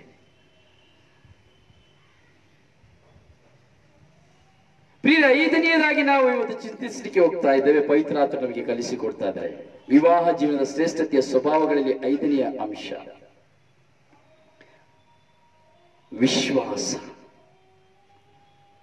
ವಿಶ್ವಾಸವೆಂಬುದಿರಬೇಕು. ಈ ವಿಶ್ವಾಸನ ಪ್ರಾರಂಭದಲ್ಲಿ ಧ್ಯಾನಿಸಿದೆವು. ದೈವ ಸ್ತುತಿ, ದೈವ ಸ್ಮರಣೆ, ದೇವರ ನಾಮಸ್ಮರಣೆ, ದೇವರ ಸ್ತುತಿ ಸ್ಮರಣೆ, ದೇವರ ವಾಕ್ಯ ಸ್ಮರಣೆ. ನಾನು ಹೇಳಿದೆ ನೀವು ವಿಶ್ವಾಸಿಗಳು ಎಂಬುದಾಗಿ. ಸೊ ಅದೇ ವಿಶ್ವಾಸ ಇವತ್ತು ನಾವು ಧ್ಯಾನಿಸುವಂಥದ್ದು. ವಿಶ್ವಾಸ ಇದು ವಿವಾಹ ಜೀವನದಲ್ಲಿ ಬೆನ್ನೆಲುಬು ಎಂಬುದಾಗಿ ಹೇಳಬಹುದು. ಈ ವಿಶ್ವಾಸ ಎಂಬುದು ವಿವಾಹ ಜೀವನದ ಶ್ರೇಷ್ಠತೆಯಲ್ಲಿ ಬೆನ್ನೆಲುಬು. ನೋಡಿ, ಈ ವಿವಾಹ ಜೀವನದಲ್ಲಿ ವಿವಾಹದ ಸಂಸ್ಕಾರದಲ್ಲಿ ಪತಿಯಾದ ಪತ್ನಿಯಾದ ನಾವಿಬ್ಬರು, ಪತಿ ಪತ್ನಿಯರಿಬ್ಬರು, ಒಂದು ಹೆಣ್ಣು ಗಂಡಾದವರು ಬಲಿಪೀಠದ ಮುಂದೆ ಹೋಗಿ ನಿಲ್ಲುವಾಗ ಅಲ್ಲಿ ತಮ್ಮ ವಿಶ್ವಾಸವನ್ನು ದೇವರ ಮುಂದೆ ವ್ಯಕ್ತಪಡಿಸುತ್ತೇವೆ. ದೇವರ ಮುಂದೆ ವಿಶ್ವಾಸವನ್ನು ವ್ಯಕ್ತಪಡಿಸುತ್ತೇವೆ. ಇವತ್ತು ಯಾಕೆ ನಾವು ಪತಿ ಪತ್ನಿಯರು ಕುಟುಂಬವಾಗಿ ಜೀವಿಸ್ತಾ ಇದ್ದೇವೆ ಅಂದ್ರೆ, ಎಷ್ಟು ಹೋರಾಟ ಗೊಂದಲ ಬಂದರೂ ಸಹ ಕೆಲವರು ತುಂಬಾ ಕ್ಷಮಿಸಿ ಜೀವಿಸ್ತಾ ಇದ್ದಾರೆ ಅನ್ನೋದಾದ್ರೆ, ಏನೇ ಹೋರಾಟಗಳಿದ್ರು ಕ್ಷಮಿಸಿ ಜೀವಿಸ್ತಾ ಇದ್ದೇವೆ ಎಂಬುದಾದ್ರೆ ಕಾರಣ ಇಷ್ಟೇ, ನಾನು ದೇವರ ಮುಂದೆ ವಿಶ್ವಾಸದಲ್ಲಿ ಆ ಒಡಂಬಡಿಕೆಯಲ್ಲಿ ಒಂದಾದಂತಹ ಗಳಿಗೆ, ವಿಶ್ವಾಸದ ಆ ಬಲಿಪೂಜೆ ಮುಖಾಂತರವಾಗಿ, ಆ ವಿವಾಹ ಸಂಸ್ಕಾರದ ಮೂಲಕವಾಗಿ ಪವಿತ್ರಾತ್ಮನಿಂದ ನಾನು ಪಡೆದುಕೊಂಡಂತಹ ಕೊಡುಗೆಯಾಗಿದೆ ಅದು. ನಮಗರಿವಿಲ್ಲದೆಯೇ ಕೊಡುಗೆ.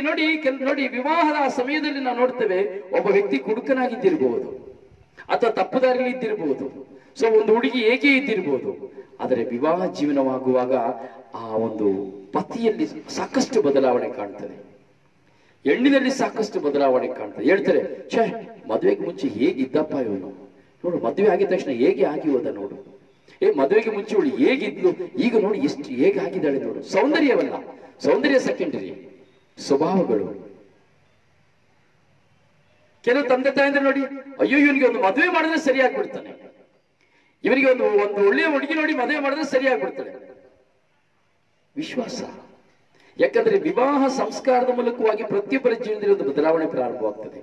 ಜವಾಬ್ದಾರಿ ಇಲ್ಲದವರು ಜವಾಬ್ದಾರಿಗೆ ಬರ್ತಾರೆ, ಕುಟುಂಬದ ಜವಾಬ್ದಾರಿ ಇಲ್ಲದ ಮನುಷ್ಯ ಕುಟುಂಬದ ಜವಾಬ್ದಾರಿಗೆ ಬರ್ತಾನೆ. ಅದೇ ಪವಿತ್ರಾತ್ಮರ ಕೊಡುಗೆ, ಆ ವಿವಾಹ ಸಂಸ್ಕಾರದಲ್ಲಿ ಸಿಕ್ಕುವಂತ ಒಂದು ಆಶೀರ್ವಾದ, ಪವಿತ್ರಾತ್ಮರ ಕ್ರಿಯೆ. ಹೀಗೆ ವಿವಾಹ ಸಂಸ್ಕಾರದ ಮೂಲಕವಾಗಿ ಆ ಪತಿ ಪತ್ನಿ ಇಬ್ಬರಲ್ಲಿಯೂ ಜೀವನದಲ್ಲಿ ಬದಲಾವಣೆಯಲ್ಲ, ಅವರ ಸ್ವಂತ ತಮ್ಮ ಸ್ವಭಾವಗಳಲ್ಲಿ ಬದಲಾವಣೆಯನ್ನು ಕಾಣುತ್ತೇವೆ. ಕುಡಿತಾರರು ಕುಡಿತ ಬಿಟ್ಟು ಬಿಡ್ತಾರೆ, ತನ್ನ ಹೆಂಡತಿನ ಪ್ರೀತಿಸಲಿಕ್ಕೆ ಶುರು ಮಾಡುವಾಗ ಕೆಟ್ಟದೆಲ್ಲ ಬಿಟ್ಟು ಬಿಡ್ತಾರೆ, ಗಂಡನ ಪ್ರೀತಿಸಬೇಕಾದ್ರೆ ಕೆಟ್ಟದೆಲ್ಲ ಬಿಟ್ಟು ಬಿಡ್ತಾರೆ. ಹಾಗೆಯೇ ದೈಹಿಕವಾಗಿಯೂ ಸಹ ಬದಲಾವಣೆ. ಒಳ್ಳೆ ಸಣಕಲ್ ಕಡ್ಡಿಯಾಗಿ ಇರ್ತಾರೆ, ಮದುವೆ ಆಗಬೇಕಾದ್ರೆ ಮುಖ ಎಲ್ಲ ಒಣಗಿ ಹೋಗಿರ್ತಾರೆ. ನಾನು ಹಾಗೇ ಇದೆ, ಕಡ್ಡಿ ತರ.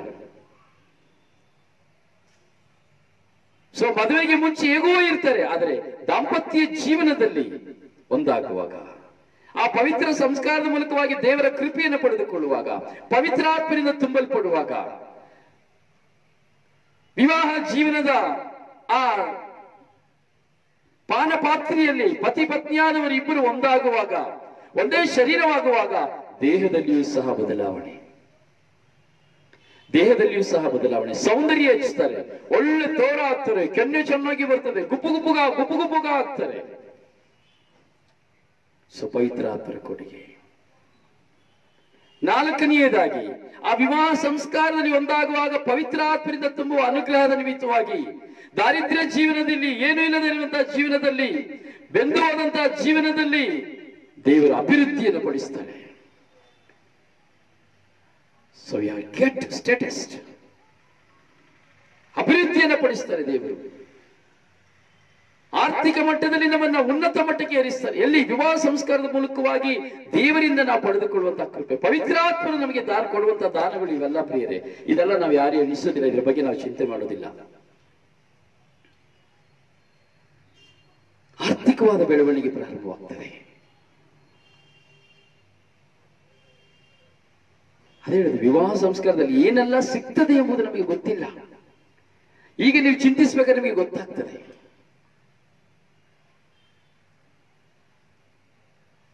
ಎಷ್ಟೋ ಬದಲಾವಣೆಗಳು ನಮಗೆ ನಮ್ಮ ವಿವಾಹ ಸಂಸ್ಕಾರದಲ್ಲಿ ಬರ್ತದೆ. ಅದು ಮಾತ್ರವಲ್ಲ, ವಿವಾಹ ಜೀವನದಲ್ಲಿ ಕಾಲ ಕಳೆಯುವಾಗ ಅನುಭವಗಳು ಸಹ ನಮಗೆ ಬರ್ತದೆ.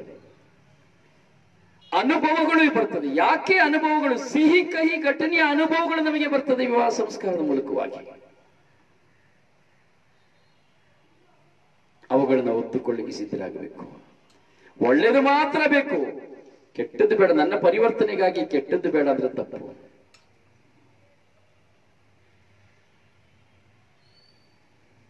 ಗುಲಾಬಿ ಗಿಡಕ್ಕೆ ಹೋಗಿ ಹೂವನ್ನ ಕಿತ್ಕೊಳ್ಳಿಕ್ಕೆ ಬೇಕು, ಗುಲಾಬಿ ಗಿಡದಲ್ಲಿರುವಂತ ಮುಳ್ಳು ಚುಚ್ಚಬಾರದು ಅಷ್ಟೇ. ನ್ಯಾಯನಾ? ಬಿಸಿ ಬಿಸಿ ಬಿಸಿ ಬಿಸಿ ನೀರುಳ್ಳಿ ಪಕೋಡ ಬೇಕು, ಆದ್ರೆ ಆ ಪಕೋಡದಲ್ಲಿರುವಂತ ಬಿಸಿ ಬಿಸಿ ತೆಗೆದುಹಾಕುವಾಗ ಅದ್ರ ಎಣ್ಣೆ ಕೈಗೆ ಸೋಕಬಾರದು. ಗರಿ ಗರಿ ಗರಿ ಗರಿ ಫಿಶ್ ಫ್ರೈ ಬೇಕು, ಆದ್ರೆ ಆ ಬಿಸಿ ತಾಗಬಾರದು ಕೈಗೆ. ಒಳ್ಳೆ ಅಡಿಗೆ ಮಾಡಬೇಕು, ಒಳ್ಳೆ ಅಡಿಗೆ ಮಾಡಬೇಕು ಸ್ಟೌವ್ನ ಮುಂದೆ ಇದ್ಕೊಂಡು, ಆದ್ರೆ ಬಿಸಿ ತಾಗಬಾರದು. ಸೊ ಈಗ ಒಳ್ಳೆಯ ಜೀವನ ಬೇಕು, ಆದ್ರೆ ಸಿಹಿ ಮಾತ್ರ ಬೇಕು, ಕಹಿ ಬೇಡ. ಸ್ವಾರ್ಥ ಅಲ್ವಾ? ಹೌದಲ್ಲ ಬೇಕಾ? ಸ್ವಾರ್ಥ ಅಲ್ಲ. ಸೊ ಎಲ್ಲ ಅನುಭವಗಳು ಪವಿತ್ರ ಆತ್ಮರಿಂದ ಬರುವಂಥದ್ದು. ಈ ಅನುಭವಗಳೆಲ್ಲವೂ ನಮ್ಮನ್ನ ಪರೀಕ್ಷಿಸುವ ಸಲುವಾಗಿ, ನಮ್ಮ ವಿಶ್ವಾಸವನ್ನು ಪರಿಶೀಲಿಸುವ ಪರವಾಗಿ. ನಿನ್ನೆ ನನಗೆ ಒಬ್ಬರು ಕರೆ ಮಾಡಿ ಹೇಳಿದ್ರು, ಬ್ರದರ್ ನೀವು ಒಂದು ಚಿಕ್ಕ ಮಿಸ್ಟೇಕ್ ಮಾಡಿದ್ರಿ ಅಂತ ಹೇಳಿ. ಇದರಲ್ಲಿಲ್ಲ, ಸೊ ವಾಯ್ಸ್ ಅಲ್ಲಿ, ಅಂದ್ರೆ ಪ್ರತಿದಿನದ ರಿಫ್ಲೆಕ್ಷನ್ ಅಲ್ಲಿ, ಬೆಳಗಿನ ಜಾವ ರಿಫ್ಲೆಕ್ಷನ್ ಅಲ್ಲಿ. Okay, thank you. ಸೊ ಯಾರಾದ್ರೂ ಕೇಳಿದ್ರೆ ಅವ್ರಿಗೂ ಸಹ ಹೇಳ್ತೇನೆ, ಸಾರಿ, ಕ್ಷಮಿಸಿ. ನಿನ್ನೆ 3 FIR ಯೇಸುಸ್ವಾಮಿಯ ಮೇಲೆ ಹಾಕಿದಂತ 3 FIR ಗಳನ್ನ ವಿವರಿಸಿದ ಬಗ್ಗೆಯಲ್ಲಿ ಮೊದಲನೇ FIR ಅಲ್ಲಿ ಒಂದು ಚಿಕ್ಕ ಮಿಸ್ಟೇಕ್ ಆಯ್ತು ಅಂತ ಹೇಳಿ. ಸೊ ಏನಿಲ್ಲ, ಯೇಸುಸ್ವಾಮಿ ಹೇಳಿದ್ರು 3 ದಿನಗಳಲ್ಲಿ ಈ ಜೆರುಸಲೇಮ್ ದೇವಾಲಯವನ್ನು ನೀವು ಕೆಡವಿ ಹಾಕಿದ್ರೆ 3 ದಿನದಲ್ಲಿ ನಾನು ಮತ್ತೆ ಅದನ್ನು ಕಟ್ಟುವೆನು ಎಂಬುದಾಗಿ. 3 ದಿನದಲ್ಲಿ ನೀವು ಕೆಡವಿ ಹಾಕಿದ್ರೆ ನಾನು 3 ದಿನದಲ್ಲಿ ಕಟ್ಟುವೆನು ಎಂಬುದಾಗಿ. ಆಗ ಅಲ್ಲಿ ಒಂದು ಚಿಕ್ಕ ಮಿಸ್ಟೇಕ್, ಅಲ್ಲಿ ಕಟ್ಟುವೆನು ಎಂಬುದಾಗಿ ಬದಲಾಗಿ ಕೆಡುವೆನು ಎಂಬುದಾಗಿ ಹೇಳಿದ್ದೇನೆ ಎಂಬುದಾಗಿ. ಸೊ ಅದನ್ನ ಮಿಸ್ಟೇಕ್ ಅಲ್ಲಿ ಏನಾಗಿರ್ಬೋದು. ಸೊ ದಯವಿಟ್ಟು ಕ್ಷಮಿಸಿ, ಐ ಆಮ್ ಸಾರಿ.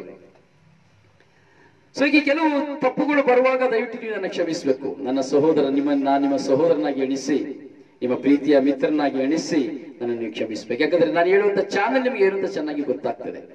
ನಾನು ಹೇಳುವಂಥದ್ದು ನನ್ನ ಮುಖಾಂತರವಾಗಿ ಪವಿತ್ರಾತ್ಮ ಹೇಳಿಸುವಂಥದ್ದು ಏನಂತ ಗೊತ್ತಾಗ್ತದೆ.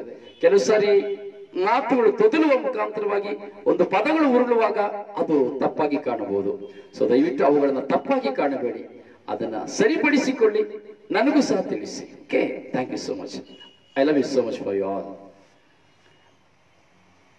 ಹೀಗೆ ನಮ್ಮ ವಿಶ್ವಾಸವೇ ಕಾರಣ. ಅದಕ್ಕೆ ನಮ್ಮ ವಿಶ್ವಾಸವನ್ನು ಬಲಪಡಿಸುವುದಕ್ಕಾಗಿ ಈ ಹೋರಾಟಗಳು ನಮ್ಮ ಮುಂದೆ ಬರುವಂಥದ್ದು. ಸಿಹಿ ಕಹಿಯೂ ಸಹ ನಮ್ಮ ಜೀವನದಲ್ಲಿ ಬರುವಂಥದ್ದು. ದೇವರು ನಮ್ಮನ್ನು ಪರೀಕ್ಷಿಸುತ್ತಾರೆ, ನಮ್ಮ ವಿಶ್ವಾಸವನ್ನು ಪರೀಕ್ಷಿಸುತ್ತಾರೆ. ಅಬ್ರಹಾಮನನ್ನು ಪರೀಕ್ಷಿಸಿದಂತೆ, ತನ್ನ ಮಗನನ್ನ ಬಲಿ ಕೊಡುವಂತೆ ದೇವರು ಪರೀಕ್ಷಿಸಿದಂತೆ ದೇವರು ನಮ್ಮನ್ನು ಪರೀಕ್ಷಿಸುತ್ತಾರೆ. ಕುಟುಂಬ ಜೀವನದಲ್ಲಿ ನಿನ್ನ ಪತ್ನಿಯಾದವಳನ್ನ ಬಲಿಯಾಗಿ ದೇವರು ಪರೀಕ್ಷಿಸುತ್ತಾರೆ. ಕೆಲಸ ನಿನ್ನ ಪತ್ನಿಯಾದವಳನ್ನ ಬಲಿ ಕೊಡುವಂತೆ ದೇವರು ಪರೀಕ್ಷಿಸುತ್ತಾರೆ. ಹೇಗೆ ತುಣಗೆ ಅಬ್ರಾಹ್ಮನಿಗೆ ಕೊಟ್ಟಾಗೆ ಅಲ್ಲ. ಆಮೇಲೆ ಹೋಗ್ಬಿಡ್ಬೇಡಿಪ್ಪೋ, ಬ್ರದರ್ ಹೇಳಿದ್ರು ಪತಿಯನ್ನ ಬಲಿ ಕೊಟ್ಟಾಗೆ ನಮಗೂ ಪ್ರೇರಣೆ ಕೊಡ್ತಾರೆ ಅಂತ ಕೆಲಸನ ಪವಿತ್ರಾತ್ಮರು ಮಾಡೋದಿಲ್ಲ, ಗೊತ್ತಾಯ್ತಾ? ಸೊ ಅಬ್ರಹಾಮನಿಗೆ ದೇವರು ಹೇಳಿದ್ರು, ನಿನ್ನ ಮಗನನ್ನ ನನಗೆ ಬಲಿ ಕೊಡಬೇಕು. 25 ವರ್ಷಗಳ ಬಳಿಕ ಸಿಕ್ಕಿದಂತ ಒಂದು ಮುದ್ದಾದ ಮಗು, 10 ವರ್ಷ ಮುದ್ದಿನಿಂದ ಸಾಕಿದಂತ ಮುದ್ದಾದ ಮಗು, ದೇವರು ಕೊಟ್ಟಂತ ದಾನ ಎಂಬುದಾಗಿ. ಹಾಗೆ ಕೊನೆಗೆ ದೇವರೇನೆ ಅದೇ ಮಗುವನ್ನ ನೀನು ನನಗೆ ದಾನ ಕೊಡಬೇಕು, ಬಲಿ ಕೊಡಬೇಕು ಅಂದಾಗ ಹೇಗಾಗಿರ್ಬೋದು ಅಬ್ರಹಾಮನಿಗೆ. ಆದರೂ ಸಹ ಅಬ್ರಹಾಮ ತನ್ನ ಮಗನನ್ನು ಹೊತ್ತುಕೊಂಡು ಬೆಟ್ಟವನ್ನು ಹತ್ತಿದ. ಮಗ ಕೇಳಿದ, ಅಪ್ಪ ಅಪ್ಪ, ಕಟ್ಟಿಗೆ ನನ್ನ ಕೈಯಲ್ಲಿದೆ, ನಿನ್ನ ಕೈಯಲ್ಲಿ ಕತ್ತಿ ಇದೆ, ನಾವು ಬಲಿಗಾಗಿ ಹೋಗ್ತಾ ಇದ್ದೇವೆ, ಬಲಿಗೆ ಬೇಕಾದ ವಸ್ತು ಎಲ್ಲಿಯಪ್ಪ, ಬಲಿಗೆ ಬೇಕಾದ ಕುರಿಯಲ್ಲಿಯಪ್ಪ ಕೇಳುತ್ತಾನೆ. ಅಬ್ರಹಾಮ್ ಹೇಳ್ತಾನೆ, ಮಗ ದೇವರು ಕೊಡ್ತಾರೆ. ಬೆಟ್ಟವನ್ನು ಹತ್ತಿ ಎತ್ತಿ ಹೋಗ್ತಾನೆ, ಕಷ್ಟಪಟ್ಟು ಏಣಿ ಹಾಗೆ ಕಷ್ಟಪಟ್ಟು ಅಪ್ಪನ ಕೈ ಹಿಡ್ಕೊಂಡು ಎತ್ಕೊಂಡು ಹೋಗ್ತಾನೆ. ಮಧ್ಯಕ್ಕೆ ಹೋಗ್ತಾನೆ. ಮನೆಗೆ ಒಂದು ಹೊರಡುವಾಗ ಒಂದು ಮಾತನ್ನು ಕೇಳಿದ, ಮತ್ತೆ ಮಧ್ಯಕ್ಕೆ ಹೋಗ್ತಾನೆ. ಅಪ್ಪ ಎಲ್ಲಪ್ಪ, ಕಟ್ಟಿಗೆ ನನ್ನ ಕೈಲಿದೆ, ಕತ್ತಿ ನಿಮ್ಮ ಕೈಲಿದೆ, ಅಪ್ಪ ನಾವು ಬಲಿ ಕೊಡಕ್ ಹೋಗ್ತದೆ, ಬಲಿ ವಸ್ತುನೇ ಇಲ್ವಲ್ಲಪ್ಪ, ಬಲಿಗೆ ಏನು ಇಲ್ವಲ್ಲಪ್ಪ. ಮಗ ದೇವರು ಕೊಡ್ತಾರೆ. ಬೆಟ್ಟವನ್ನು ಹತ್ತಿ ಹೋಗ್ತಾನೆ. ಬಲಿಗಾಗಿ ಕಟ್ಟಿಗೆ ಎಲ್ಲ ಜೋಡಿಸ್ಬೇಕಾದ್ರೆ ಕೇಳಿದ್ರೆ, ಅಪ್ಪ ಎಲ್ಲಾ ಜೋಡಿಸ್ತಾ ಇದ್ದೀವಿ, ಕಟ್ಟಿಗೆ ಎಲ್ಲ ಇದೆ, ತಂದಾಯ್ತು, ಎಲ್ಲ ಕಟ್ಟಿಗೆ ಜೋಡಿಸಿ ಆಯ್ತು ಅಪ್ಪ, ಆದ್ರೆ ಬಲಿಗೆ ವಸ್ತು ಎಲ್ಲಪ್ಪ, ಬಲಿ ಎಲ್ಲಪ್ಪ, ಕುರಿ ಎಲ್ಲಪ್ಪ.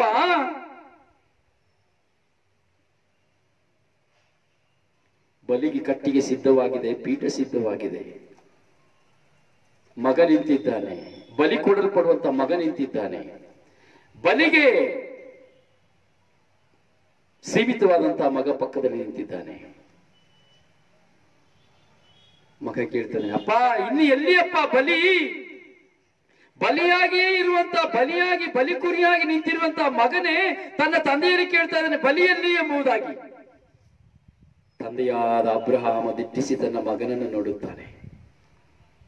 ತನ್ನ ಎರಡೂ ಕಣ್ಣುಗಳಿಂದ ತನ್ನ ಮಗನನ್ನು ನೋಡುತ್ತಾನೆ. ತನ್ನ ಮಗನನ್ನು ನೋಡುವಾಗ ಅವನ ಹೃದಯ ಎಷ್ಟರ ಮಟ್ಟಿಗೆ ಸೀಳಿರಬಹುದು. ತನ್ನ ಮಗನನ್ನು ದೃಷ್ಟಿಸುವಾಗ ಆತನಲ್ಲಿ ಯಾವ ವಿಧವಾದಂತಹ ಕಣ್ಣೀರು ಹೊರಬಂದಿರಬಹುದು. So how to feel him, ಹೇಗೆ ಅವನ ಆ ಯೋಚನೆ ಮಾಡಿ. ನಿಮ್ಮ ಮಗನು, ನೀವು ಪ್ರೀತಿಸಿದಂತಹ ಮಗನು ಬಲಿಗೆ ಸಿದ್ಧರಾಗಿದ್ದಾರೆ ಎಂಬುದಾದ್ರೆ, ದೇವರಿಗೆ ಬಲಿಯನ್ನು ಕೊಡ್ತೇವೆ ಅಂತ ಅಬ್ರಹಾಮನ ಸ್ಥಾನದಲ್ಲಿ ನಾನು ನೀವು ನಿಂತ್ಕೊಂಡು ಯೋಚನೆ ಮಾಡೋದಾದ್ರೆ, so how to feel you. ಮಗನನ್ನ ಹಿಡಿದು ಹಪ್ಪಿ ಅಳ್ತೇವಾ, ಗೋಳಾಡ್ತೇವಾ, ಅಥವಾ ಒಂದು ಪಕ್ಷ ಬೆಟ್ಟದ ದಿಬ್ಬಕ್ಕೂ ಓಡೋದಿಲ್ಲ ಅಂತ ಕಾಣ್ತದೆ, ಹೌದಲ್ಲ? ಅಬ್ರಹಾಮ ಮಗನನ್ನು ದಿಟ್ಟಿಸಿ ನೋಡ್ತಾನೆ. ಹೃದಯ ನೋವಿನಿಂದ, ಅಂತರಾಳದ ವೇದನೆಯಿಂದ, ಅಯ್ಯೋ 25 ವರ್ಷಗಳಿಂದ ನನಗೆ ಕೊಟ್ಟಂತಹ ಮಗು, ಅಯ್ಯೋ 10 ವರ್ಷ ಮುದ್ದಿನಿಂದ ಸಾಕಿದಂತಹ ಮಗು, ಅಯ್ಯೋ ನನ್ನ ಸಂತಾನ, ನನ್ನ ಸಂತತಿ, ರೋಧಿಸುತ್ತಾನೆ, ಹೃದಯದಲ್ಲಿ ರೋಧಿಸುತ್ತಾನೆ.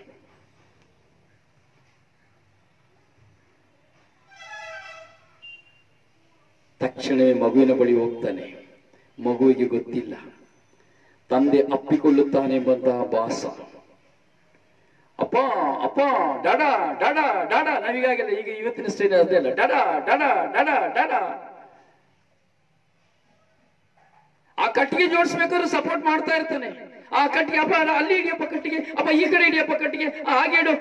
ಅಪ್ಪನಿಗೆ ಸಪೋರ್ಟ್ ಮಾಡ್ತಾನೆ. ಬಲಿ ಅವನೇ, ಆ ಬಲಿ ಅವನೇ ಸಮರ್ಪಿಸಲ್ಪಡುವಂಥದ್ದು, ಅವನೇ ಬಲಿಯಾಗುವಂಥದ್ದು. ಸುಮುಗ್ಧತೆ.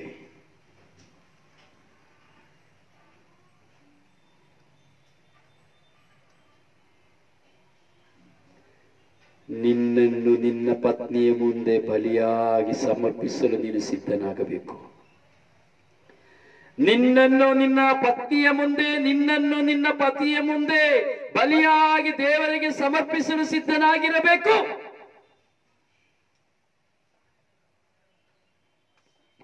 ನಿನ್ನ ಪತ್ನಿಯಿಂದ, ನಿನ್ನ ಪತಿಯಿಂದ ನೀನು ದೂಷಿಸಲ್ಪಡುವಂತಹ ಒಂದೊಂದು ಗಳಿಗೆ, ನಿರಾಕರಿಸಲ್ಪಡುವಂತಹ ಒಂದೊಂದು ಗಳಿಗೆ, ಅವಮಾನ ಪಡಿಸುವಂತಹ ಒಂದೊಂದು ಗಳಿಗೆ, ತಿರಸ್ಕರಿಸಲ್ಪಡುವಂತಹ ಒಂದೊಂದು ಗಳಿಗೆ, ಅಥವಾ ಹಸಿವಿನಿಂದ ತತ್ತರಿಸುವಂತೆ ಮಾಡುವ ಒಂದೊಂದು ಗಳಿಗೆ, ನಿನ್ನನ್ನ ಅಸಖ್ಯವಾಗಿ, ನಿನ್ನನ್ನ ಅನ್ಯಾಯವಾಗಿ ಚಿತ್ರಹಿಂಸೆಗೆ ಪಡಿಸುವಂತಹ ಒಂದೊಂದು ಗಳಿಗೆಯಲ್ಲಿಯೂ ನಿನ್ನ ಪತಿಯ ಮುಂದೆ, ನಿನ್ನ ಪತ್ನಿಯ ಮುಂದೆ, ನಿನ್ನ ಪತ್ನಿಯು, ನಿನ್ನ ಪತಿಯು ಒಂದು ಬಲಿಯಾಗಿ ಸಮರ್ಪಿಸಲ್ಪಡಬೇಕು.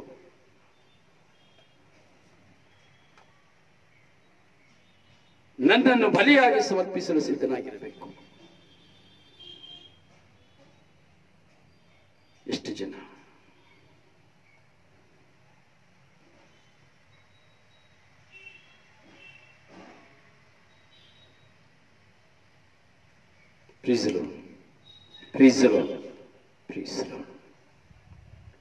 ಅಪ್ಪ ಬಲಿಗೆ ಸಮರ್ಪಣೆಯಾದಂತಹ ಕುರಿಯಲ್ಲಿ ಅಪ್ಪಿಕೊಳ್ಳಲು ಬರುತ್ತಾನೆ ಅಪ್ಪ ಎಂದು ಎಣಿಸಿದ. ಆದರೆ ಅಪ್ಪ ಡಾಡ ಅಪ್ಪಿಕೊಳ್ಳುತ್ತಾ ಹಿಂದೆ ಎರಡೂ ಕೈಗಳನ್ನು ಕಟ್ಟಿಬಿಟ್ಟ. ತನ್ನ ಅಪ್ಪನನ್ನು ಆಲಂಗಿಸುವ ಕೈಗಳನ್ನೇ ಕಟ್ಟಿಬಿಟ್ಟ. ಹೇಳ್ತಾನೆ ಮಗ, ಅಪ್ಪ ಡಾಡ ಡಾಡ, ಯಾಕೆ ನನ್ನ ಕೈ ಕಟ್ತಾ ಇದ್ದೀರಿ, ಯಾಕೆ ನನ್ನ ಕೈ ಕಟ್ತಾ ಇದ್ದೀರಿ? ತಕ್ಷಣ ತನ್ನ ಅವನ ಎರಡು ಕಾಲುಗಳನ್ನು ಕಟ್ಟಿಬಿಟ್ಟ.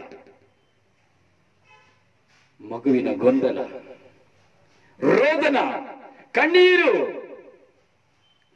ಕೂಗಾಟ, ಬೆಟ್ಟದಲ್ಲಿ ಕೂಗಾಟ, ಕಿರ್ಚಾಟ, ಮಗುವಿನ ರೋದನ, ಆಕ್ರಂದನ, ಹೃದಯದಲ್ಲಿ ತಂದೆಯ ರೋದನ, ತಂದೆಯ ಆಕ್ರಂದನ.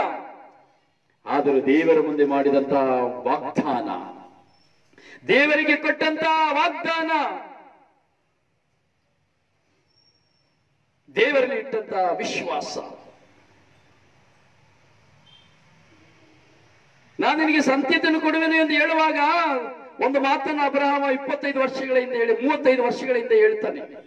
ಸ್ವಾಮಿ, ನೀವು ನನಗೆ ಏನು ಆಸ್ತಿಯನ್ನು ಕೊಟ್ರೇನೋ, ನೀವು ಏನು ನನಗೆ ಅಂತಸ್ತನ್ನು ಕೊಟ್ರೇನೋ, ಏನು ನನಗೆ ಬಂಗಾರವನ್ನು ಕೊಟ್ರೇನೋ, ನನಗೆ ಒಂದು ಸಂತತಿ ಇಲ್ವಲ್ಲ, ಏನು ಕೊಟ್ಟು ಏನು ಪ್ರಯೋಜನ ಎಂಬುದಾಗಿ ಕೇಳಿದ. ದೇವರು ಅಬ್ರಹಾಮನ ಕೈಗಳನ್ನು ಹಿಡಿದುಕೊಂಡು ಹೊರಗೆ ಕರೆದುಕೊಂಡು ಬಂದರು. ಹೊರಗೆ ಕರೆದುಕೊಂಡು ಬಂದರು, ಕೈ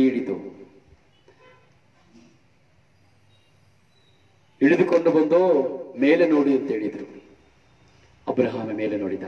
ಎಣಿಸುವ ನಕ್ಷತ್ರಗಳನ್ನ ಒಂದು ಕಡೆಯಿಂದ ಎಣಿಸಿ ಬಂದ, ಇನ್ನೊಂದು ಕಡೆ ಮರಿ ಆಗ್ತಾ ಇತ್ತು. ಒಂದು ಕಡೆಯಿಂದ ಎಣಿಸಿ ಬಂದ, ಇನ್ನೊಂದು ಕಡೆಯಿಂದ ಲೆಕ್ಕ ತಪ್ಪಿ ಹೋಗ್ತಾ ಇತ್ತು. ಎಣಿಸಲಾಗಲಿಲ್ಲ. ದೇವರು ಹೇಳಿದರು, ಆಕಾಶದ ನಕ್ಷತ್ರಗಳಂತೆ ನಿನ್ನ ಸಂತಾನವನ್ನು ನಾನು ಹೆಚ್ಚಿಸುವೆನು.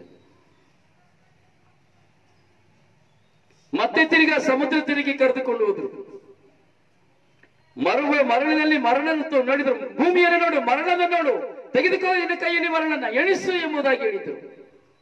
ಮರಳನ್ನು ಎಣಿಸಲು ಸಾಧ್ಯವೇ?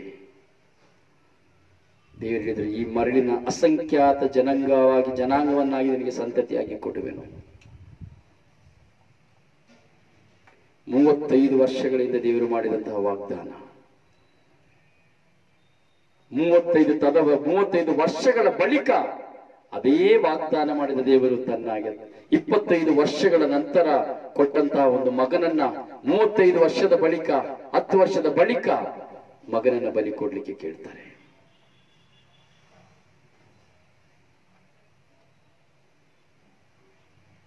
ವಿಶ್ವಾಸವನ್ನು ಪರೀಕ್ಷಿಸಿದ್ರು. ಅಬ್ರಹಾಮನ ವಿಶ್ವಾಸವನ್ನು ಪರೀಕ್ಷಿಸಿದ್ರು. ಹೀಗೆ ವಿವಾಹ ಜೀವನದಲ್ಲಿ, ವಿವಾಹ ಸಂಸ್ಕಾರದಲ್ಲಿ ಒಂದಾಗುವಂತಹ ಪತಿ ಪತ್ನಿ ಆಗಿರುವಂತಹ ನಮ್ಮೆಲ್ಲರ ವಿಶ್ವಾಸವನ್ನು ದೇವರು ಪರೀಕ್ಷಿಸುತ್ತಾರೆ. ನಿನ್ನನ್ನ ಬಲಿಯಾಗಿ, ನಿನ್ನ ಪತ್ನಿಯ ಮುಂದೆ ನಿನ್ನನ್ನು ಬಲಿಯಾಗಿ ಕೊಡ್ಲಿಕ್ಕೆ ಸಿದ್ಧನಾಗಬೇಕು. ನಿನ್ನ ಪತಿಯ ಮುಂದೆ ನಿನ್ನನ್ನು ಬಲಿಯಾಗಿ ಕೊಡ್ಲಿಕ್ಕೆ ಸಿದ್ಧನಾಗಬೇಕು. Are you ready? ನಿನ್ನ ಅಬ್ರಹಾಮನ ಸಂತತಿಯೇ, ನಿನಗೆ ವಿಶ್ವಾಸವಿದೆಯೇ? Are you faithful person? Are you ready to surrender in front of your husband, in front of your wife?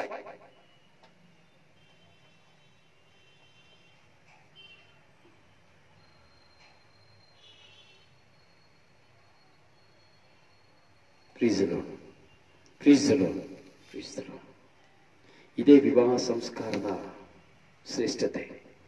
ಶ್ರೇಷ್ಠತೆಯ ಸ್ವಭಾವ.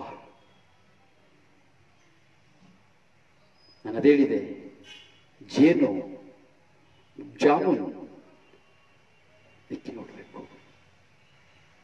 ವಿವಾಹ ಜೀವನದಲ್ಲಿ ಕಷ್ಟವು ಬರ್ತದೆ, ನಮಗೆ ಕಹಿ ವಿವಾಹ ಜೀವನದಲ್ಲಿ ಬರ್ತದೆ.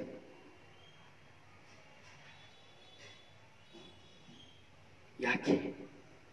ನಮ್ಮನ್ನು ಪರೀಕ್ಷಿಸುವುದಕ್ಕಾಗಿ. ಪತಿ ಪತ್ನಿಯರನ್ನ ದೇವರು ಒಂದಾಗಿಸಿದ್ರು. ನನ್ನನ್ನ, ನನ್ನ ಪತ್ನಿಯನ್ನ, ಅಥವಾ ನಿಮ್ಮನ್ನ, ನಿಮ್ಮ ಪತಿಯನ್ನ ಒಂದಾಗಿಸಿದ್ರು ದೇವರು.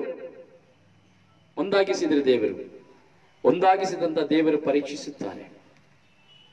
ಏದೇನ್ ತೋಟದಲ್ಲಿ ಹೇಗೆ ಆದಾಮ್ ಅವ್ವಳನ್ನ ದೇವರು ಏಕಾಂಗಿಯಾಗಿ ಬಿಟ್ಟು ಹೋದರೋ, ಹಾಗೆ ನಮ್ಮನ್ನ ಏಕಾಂಗಿಯಾಗಿ ಲೋಕದಲ್ಲಿ ಬಿಟ್ಟು ನಮ್ಮನ್ನ ಪರೀಕ್ಷಿಸ್ತಾರೆ. ದೇವರಿಗೆ ಗೊತ್ತಿತ್ತು ಇವರು ಹೋಗ್ತಾರೆ ಅಲ್ಲಿಂದ, ಗೊತ್ತಿತ್ತು ತಪ್ಪನ್ನ ಮಾಡ್ತಾರೆ ಅಂತ ದೇವರಿಗೆ ಗೊತ್ತಿತ್ತು. ವಿಧೇಯತೆಯನ್ನು ಕಲಿಸಿಕೊಟ್ಟಿದ್ರು ದೇವರು. ನೀವು ತಿನ್ನಲೇಬಾರದು, ಹೋಗಲೇಬಾರದು ಎಂಬುದಾಗಿ ದೇವರು ಪರೀಕ್ಷಿಸುವ ಸಲುವಾಗಿ ಅವರಿಂದ ಮರೆಯಾದರು. ಆದರೆ ದೇವರ ಜ್ಞಾನ, ದೇವರಿಗೆ ಅರಿತ ಆ ಜ್ಞಾನ ಶಕ್ತಿ ನಿಮಿತ್ತವಾಗಿ ದೇವರು ಏನನ್ನ ಮಾಡಬಾರದು ಅಂತ ಎಣಿಸಿದ್ರು, ಏನು ಮಾಡ್ತಾರೆ ಎಂಬುದಾಗಿ ದೇವರ ಉದ್ದೇಶವಿತ್ತು, ಅದನ್ನು ಮಾಡಿಬಿಟ್ರು. ಅವಿಧೇಯತೆಯನ್ನು ತೋರಿಸಿಬಿಟ್ರು. ಅದೇ ಇವತ್ತು ವಿವಾಹ ಸಂಸ್ಕಾರದಲ್ಲಿಯೂ ಸಹ, ವಿವಾಹ ಜೀವನದಲ್ಲಿಯೂ ಸಹ ನಾವು ಮಾಡ್ತಾ ಇರುವಂತಹ ಕಾರ್ಯ.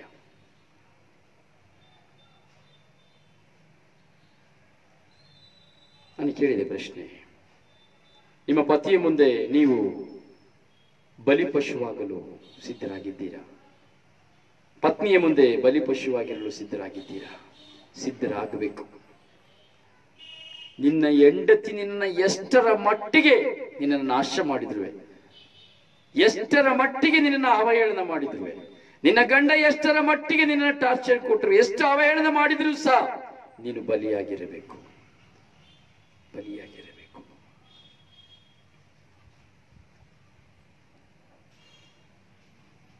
ಎಷ್ಟು ಜನ ನಾವು ಸಿದ್ಧರಾಗಿದ್ದೇವೆ?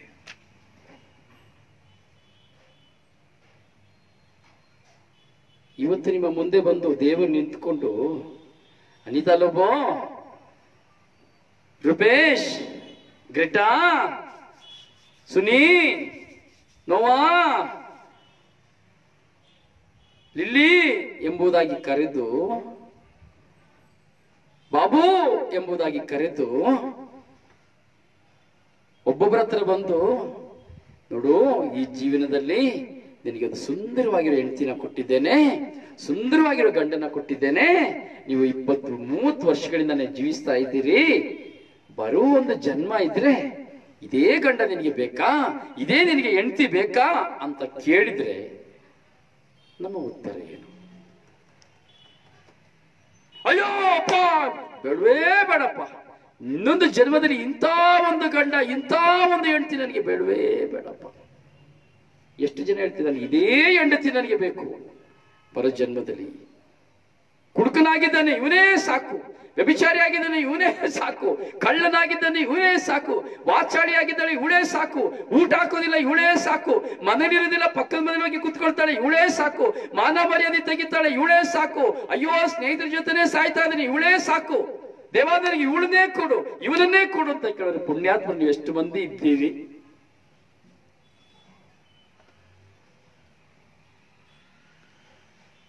ತೇಸಿತ್ರೇಸ ಏನು ಉತ್ತರ?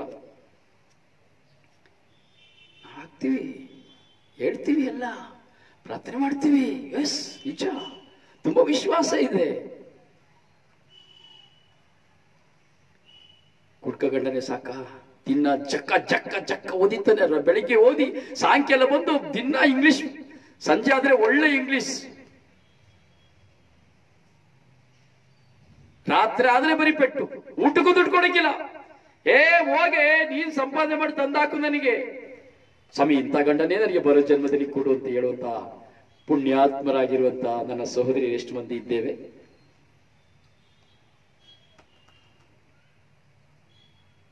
ಊಟನೇ ಮಾಡಿ ಹಾಕುದಿಲ್ಲ, ಗಂಡನ ಮೇಲೆ ಬರೀ ಸೇಡೆ ತೀರಿಸ್ತಾ ಇರ್ತಾಳೆ, ಹಠಮಾರಿತನದಲ್ಲೇ ಇರ್ತಾಳೆ, ಮನೇಲಿ ಯಾರನ್ನೂ ಗೌರವ ಕೊಡೋದಿಲ್ಲ, ಬೆಲೆ ಕೊಡೋದಿಲ್ಲ.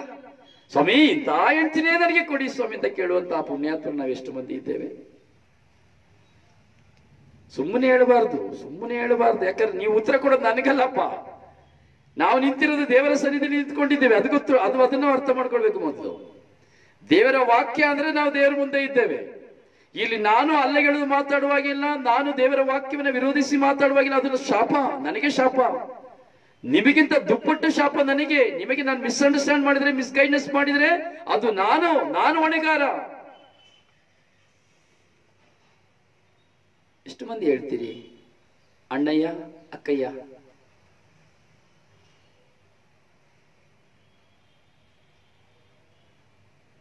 ಓಡಿ ಬರ್ತೀವಲ್ವಾ? ಬೇಡವೇ ಬೇಡ ಸ್ವಾಮಿ, ಓಡಿ ಹೋಗ್ತೀವಿ ಸ್ವಾಮಿ, ಓಡಿ ಹೋಗ್ಬಿಡ್ತೀವಿ. ರನ್ವೇ 100 ಕಿಲೋಮೀಟರ್ ಸ್ಪೀಡ್ ಅಲ್ಲ, 1000 ಕಿಲೋಮೀಟರ್ ಸ್ಪೀಡ್ ಅಲ್ಲಿ ಓಡ್ಬಿಡ್ತೀವಿ. ನರಕದಲ್ಲಿ ಅಯ್ಯೋ ಇವ್ರು ನನಗೆ ಸ್ವರ್ಗದಲ್ಲಿಯೂ ಬೇಡ, ಇವ್ರು ನರಕದಲ್ಲಿ ನನ್ನ ಜೊತೆಲಿ ಬೇಡ ಬೇಡ ಅಂದ್ಬಿಡ್ತೀವಿ.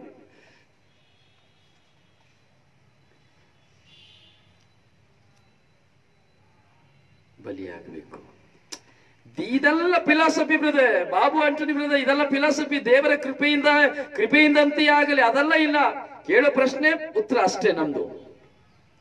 ದೇವರ ಕೃಪೆಗೆ ಬಿಡೋದಲ್ಲ, ಎಲ್ಲ ದೇವರ ಕೃಪೆಯಿಂದಲೇ ನಮ್ಮನ್ನು ಒಂದು ಸೇರಿಸಿದ್ದಾರೆ ಈ ಲೋಕದಲ್ಲಿ. ನಿಮ್ಮನ್ನೆಲ್ಲ ದೈವ ಕೃಪೆಯಲ್ಲೇ ವಿವಾಹ ಸಂಸ್ಕಾರದಲ್ಲಿ ಒಂದು ಮಾಡಿರೋದು. ಈ ಲೋಕದಲ್ಲಿ ದೇವರ ಕೃಪೆ ಇರೋದ್ರಿಂದಲೇ ನಾವು ಇವತ್ತಿಗೂ ಸಹ ಜೀವಿಸ್ತಾ ಇದ್ದೇವೆ. ಆದ್ರೆ ದೇವರು ನಮಗೆ ಜ್ಞಾನ, ಬುದ್ಧಿ, ವಿವೇಕ, ಪ್ರೀತಿ, ಕ್ಷಮೆ, ವಿಶ್ವಾಸ ಇದೆಲ್ಲ ತುಂಬಿಸಿದ್ದಾರೆ. ಆಗಿರುವಾಗ ಎಲ್ಲವನ್ನ ದೈವ ಕೃಪೆಗೆ ಒಪ್ಪಿಸುವಾಗಿಲ್ಲ. ಎಲ್ಲವನ್ನ ದೈವ ಕೃಪೆ ಬಿಟ್ಟಾಗ ನಾವು ಮಾಡೋ ತಪ್ಪು ದೈವ ಕೃಪೆ ಆಗಿಬಿಡ್ತದೆ. ಯಾಕವನಿಗೆ ಬರೆದ ಪದ ತೆಗೆದು ನಾವು ನೋಡಿ ಏನ್ ಹೇಳ್ತದೆ, ಎಲ್ಲಾನು ಮಾಡಿ ಇದೆಲ್ಲ ದೈವ ಚಿತ್ತನೇಪ್ಪ, ಏನೋ ಮಾಡ್ಬೇಕಿಲ್ಲ, ದೇವರ ಚಿತ್ತದಿಂದ ಇದು ದೇವರ ಚಿತ್ತ, ಹೀಗೆ ಆಗ್ಬೇಕು ಅಂತಿತ್ತು. ಪಾಪ ಮಾಡ್ಲಿಕ್ಕೆ ಹೋಗಿ ಪಾಪ ಮಾಡ್ಬಿಟ್ಟು ಇದು ದೇವರ ಚಿತ್ತ ಅಂದ್ರೆ ಆಗ್ತದ? ದೇವರ ಕೃಪೆನಾ? ಕಳ್ತನ ಮಾಡ್ಲಿಕ್ಕೆ ಹೋಗಿ ದೇವರ ಕೃಪೆನಾ? ಕೆಡುಕು ಮಾತಾಡ್ಲಿಕ್ಕೆ ಹೋಗಿ ದೇವರ ಕೃಪೆನಾ? ಮತ್ತೊಬ್ಬರನ್ನ ಗೌರವಿಸದೆ ಹೋಗಿ ಏಕವಚನದಲ್ಲಿ ಮಾತಾಡಿ ಬರೋದು ದೇವರ ಕೃಪೆನಾ? ಸೊ ಎಲ್ಲ ದೇವರ ಕೃಪೆ ಅಂತ ಆಗ್ಲಿಕ್ಕೆ ಸಾಧ್ಯನಾ? ಇಲ್ಲ. ನಮ್ಮನ್ನು ನಾವು ಸೆಲೆಕ್ಟ್ ಮಾಡಬೇಕು. ನನ್ನಲ್ಲಿ ನಾನು ಯಾವ್ದನ್ನ ಸೆಲೆಕ್ಟ್ ಮಾಡ್ತೇನೆ. ಎಷ್ಟು ಜನ ಹೇಳ್ತಾರೆ ಶತ್ರುಗಳನ್ನ ಪ್ರೀತಿಸಿ ಅಂತ ಹೇಳ್ತಾರೆ. ಎಷ್ಟು ಜನ ಶತ್ರುನ ಪ್ರೀತಿಸ್ತಾ ಇದ್ವಿ? ನಿನ್ನಂತೆಯೇ ಪರನ ಪ್ರೀತಿಸಿ ಅಂತ ಹೇಳಿದ್ರೆ ಎಷ್ಟು ಜನ ಪ್ರೀತಿಸ್ತಾ ಇದ್ದೇವೆ? ಫಿಲಾಸಫಿ ಮಾತನಾಡ್ತೇವೆ ನಾವೆಲ್ಲರೂ. ಯಾರಾದ್ರೂ ಹೋಗಿ ಒಬ್ರು ಒಂದು ವ್ಯಭಿಚಾರನ ಪ್ರೀತಿಸ್ತಾ ಇದ್ದೇವಾ? ಅಲ್ಲ, ಪ್ರೀತಿಸ್ತಾ ಇದ್ದೀರಾ ಅಂತಾನೆ ಕೇಳ್ತೇನೆ. ಯಾಕೆಂದ್ರೆ ನನಗೆ ಅದರಲ್ಲಿ ತೃಪ್ತಿ ಇದೆ, ಅದಕ್ಕೋಸ್ಕರವಾಗಿ.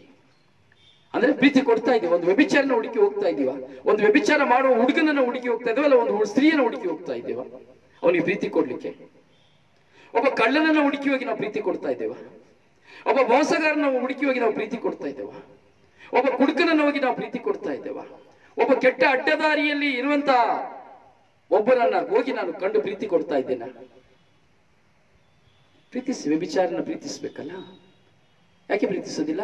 ಯಾಕೆ ಅವ್ರ ಹತ್ರ ಹೋಗುದಿಲ್ಲ? ಯಾಕೆ ಅವ್ರ ಫ್ರೆಂಡ್ಶಿಪ್ ಮಾಡೋದಿಲ್ಲ? ಯಾಕೆ ಒಳ್ಳೆ ಫ್ರೆಂಡ್ಶಿಪ್ ನ ಮಾಡೋಕೆ ಹೋಗುದು? ಎಷ್ಟು ಸಮಯ ಹೇಳಿದ್ರೆ ಶತ್ರುಗಳನ್ನ ಪ್ರೀತಿಸಿ, ಕೆಟ್ಟರನ್ನ ಪ್ರೀತಿಸಿ, ಪರನ್ನ ಪ್ರೀತಿಸು ಅಂತ ಹೇಳಿದ್ದಾರೆ. ಯಾಕೆ ನೀವು ಒಳ್ಳೆಯವ್ರನ್ನ ಮಾತ್ರ ಪ್ರೀತಿಸೋದು? ನಾವು ಯಾಕೆ ನಮಗೆ ಬೇಕಾಗಿರೋ ಮಾತ್ರ ಪ್ರೀತಿಸೋದು? ಯಾಕೆ ಸಿರಿವಂತರನ್ನ ಮಾತ್ರ ಪ್ರೀತಿಸೋದು? ಯಾಕೆ ಭಿಕ್ಷಕನ ಪ್ರೀತಿಸಿ? ಎಷ್ಟು ಜನ ಭಿಕ್ಷಕನ ಫ್ರೆಂಡ್ಶಿಪ್ ಮಾಡ್ಕೊಂಡಿದ್ದೇವೆ? How remembers? Tell me now. ಎಷ್ಟು ಜನ ಭಿಕ್ಷಕರನ್ನ ಪ್ರೀತಿಸ್ತಾ ಇದ್ದೇವೆ? ಎಷ್ಟು ಜನ ಒಂದು ಕುಷ್ಠರೋಗಿನ ನಾವು ಪ್ರೀತಿಸ್ತಾ ಇದ್ದೇವೆ? ಎಷ್ಟು ಜನ ನಾವು ಹೋಗಿ ಅವ್ರ ತೋಳ ಮೇಲೆ ಕೈ ಹಾಕಿ ನಾವು ಅವ್ರ ಜೊತೆ ನಾವು ಸಂಧಾನ ಮಾಡ್ತಾ ಇದ್ದೇವೆ? ಒಂದು ಅವ್ರ ಜೊತೆ ಪಾರ್ಕಿಗೆ ಹೋಗ್ತಾ ಇದ್ದೇವೆ, ಒಂದು ಹೋಟೆಲ್ಗೆ ಹೋಗ್ತಾ ಇದ್ದೇವೆ. ಎಷ್ಟು ಮಂದಿ? So that is God's presence. ಅದು ದೈವ ಕೃಪೆ, ಅದು ದೈವ ಕೃಪೆ.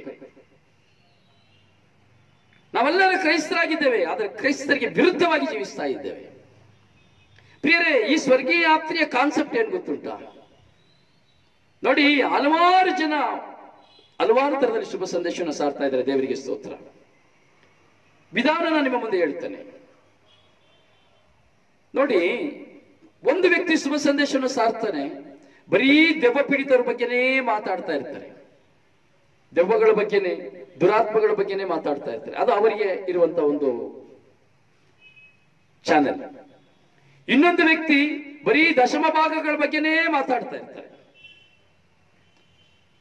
ಮತ್ತೆ ದಶಮ ಭಾಗಗಳ ಬಗ್ಗೆ ಮಾತ್ರ, ಹಣಕಾಸಿನ ಬಗ್ಗೆಯೇ ಪ್ರವಚನ ಮಾಡ್ತಾ ಇರ್ತಾರೆ ಕೆಲವರು. ಅದು ಅವ್ರ ಚಾನೆಲ್. ಇನ್ನು ಕೆಲವರು ಯೇಸುಸ್ವಾಮಿಯ ಅದ್ಭುತಗಳನ್ನ, ಸೂಚಕ ಕಾರ್ಯಗಳ ಬಗ್ಗೆನೇ ಮಾತಾಡ್ತಾ ಇರ್ತಾರೆ. ಸೊ ಅದು ಅವ್ರ ಚಾನೆಲ್. ಇನ್ನೊಬ್ಬರು ದೇವರ ವಾಕ್ಯದ ತಿರುಳುಗಳ ಬಗ್ಗೆ, ಆಳಗಳ ಬಗ್ಗೆ ಮಾತಾಡ್ತಾ ಇರ್ತಾರೆ. ಅದು ಅವ್ರ ಚಾನೆಲ್. ಇನ್ನು ಕೆಲವರು ದೇವರ ವಾಕ್ಯದ ಕೆಲವು ವಾಕ್ಯದ ವಿವರಣೆಗಳನ್ನ ಕೊಡ್ತಾ ಇರ್ತಾರೆ. ಅದು ಅವರ ಚಾನೆಲ್. ಈಗ ಒಬ್ಬೊಬ್ಬರು ಒಂದೊಂದು ಶುಭ ಸಂದೇಶವನ್ನ ವಿವಿಧ ರೀತಿಯಲ್ಲಿ ಸಾರ್ತಾ ಇದ್ದಾರೆ, ವಿವಿಧ ರೀತಿಯಲ್ಲಿ ಸಾರ್ಲಿಕ್ಕೆ ಕರೆ ಹೊಂದಿದ್ದಾರೆ. ಆದರೆ ಸ್ವರ್ಗೀಯ ಯಾತ್ರಾ ಬ್ಲೆಸ್ಸಿಂಗ್ ಟೈಮ್ ನನ್ನ ಚಾನೆಲ್, ನನಗೆ ದೇವರು ಕೊಟ್ಟಂತ ಚಾನೆಲ್ ಏನ್ ಗೊತ್ತುಂಟಾ? ನನ್ನಲ್ಲಿರುವಂತ ಚಾನೆಲ್ ಏನ್ ಗೊತ್ತುಂಟಾ?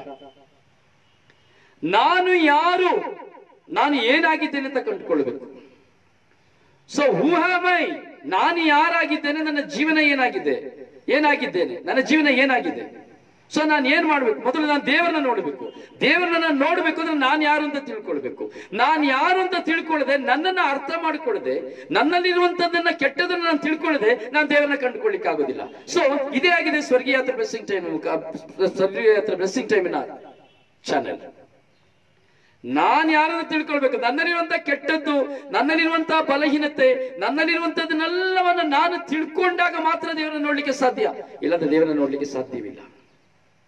ಅದಕ್ಕಾಗಿ ನಾನು ಕೆಲವು ವಿಷಯಗಳನ್ನ ನೇರವಾಗಿ ವಾಕ್ಯವನ್ನು ಕುರಿತಾಗಿ, ವಾಸ್ತವಿಕ ಪ್ರಪಂಚವನ್ನು ಕುರಿತಾಗಿ, ಅಥವಾ ಸ್ವಂತ ಅನುಭವದ ಕುರಿತಾಗಿ, ಈಗ ಹಲವಾರು ವಿಧದ ಸತ್ಯಗಳನ್ನು ನಿಮ್ಮ ಮುಂದೆ ಯಾಕೆ ತೆರೆದಿಡ್ತಾ ಇದ್ದೀನಿ ಅಂದ್ರೆ, ನನಗಿರುವಂತಹ ಚಾನಲ್ ಇಷ್ಟೇ, ನನಗಿರುವಂತಹ ಗುರಿ ಒಂದಿಷ್ಟೇ. ಪ್ರತಿಯೊಬ್ಬರು ದೇವರನ್ನ ಕಂಡುಕೊಳ್ಳಬೇಕು. ಅದ್ಭುತದ ಮೂಲಕವಾಗಿ ಯೇಸುವಿನ ಕಂಡುಕೊಳ್ಳೋದು ವಿಶ್ವಾಸ ಅಲ್ಲ. ಸೂಚಕ ಕಾರ್ಯದ ಮೂಲಕವಾಗಿ ಯೇಸುವಿನ ಕಂಡುಕೊಳ್ಳೋದು ವಿಶ್ವಾಸ ಇಲ್ಲ. ಮಾಟ ಮಂತ್ರ ಹೋಯ್ತು ಅಂತೇಳಿ ಯೇಸುವಿನ ಕಂಡುಕೊಳ್ಳೋದು ವಿಶ್ವಾಸ ಇಲ್ಲ. ದೆವ್ವ ಭೂತ ಬಿಟ್ಟು ಹೋಯ್ತು ಅದರಿಂದ ನಾನು ನೋಡಿದ ವಿಶ್ವಾಸ ಇಲ್ಲ. ನನ್ನ ಮುಂದೆ ಗುಣವಾಗಿ ಹೋದ್ರು, ಸೌಖ್ಯ ಆದ್ರು, ಎದ್ದು ನಡೆದ್ರು, ದೆವ್ವ ಹೋಯ್ತು, ಭೂತ ಹೋಯ್ತು ಅಂತ ನಂಬುತ್ತೀರ, ಅದು ವಿಶ್ವಾಸ ಇಲ್ಲ. ನಾನಾಗಿಯೇ ನನ್ನಲ್ಲಿರುವುದನ್ನ ನನ್ನನ್ನ ಕಂಡು, ನನ್ನ ಪಾಪಗಳಿಗಾಗಿ ಪ್ರಭು ಯೇಸು ಈ ಲೋಕದಲ್ಲಿ ಜೀವ ತೆತ್ತರು, ನನ್ನ ಪಾಪಗಳ ನಿಮಿತ್ತವಾಗಿ ಅವರು ಮರಣ ಹೊಂದಿದರು ಎಂಬುದಾಗಿ ನನ್ನ ಪಾಪವನ್ನು ಕುರಿತು, ನನ್ನನ್ನ ಕುರಿತು ಪಶ್ಚಾತ್ತಾಪ ಪಡುವಾಗ ಮಾತ್ರವೇ ನಾನು ದೇವರನ್ನ ಕಂಡುಕೊಳ್ಳಲು ಸಾಧ್ಯ. ಇದೇ ನನ್ನ ಮುಂದೆ ಇರುವಂತಹ ಕಾನ್ಸೆಪ್ಟ್.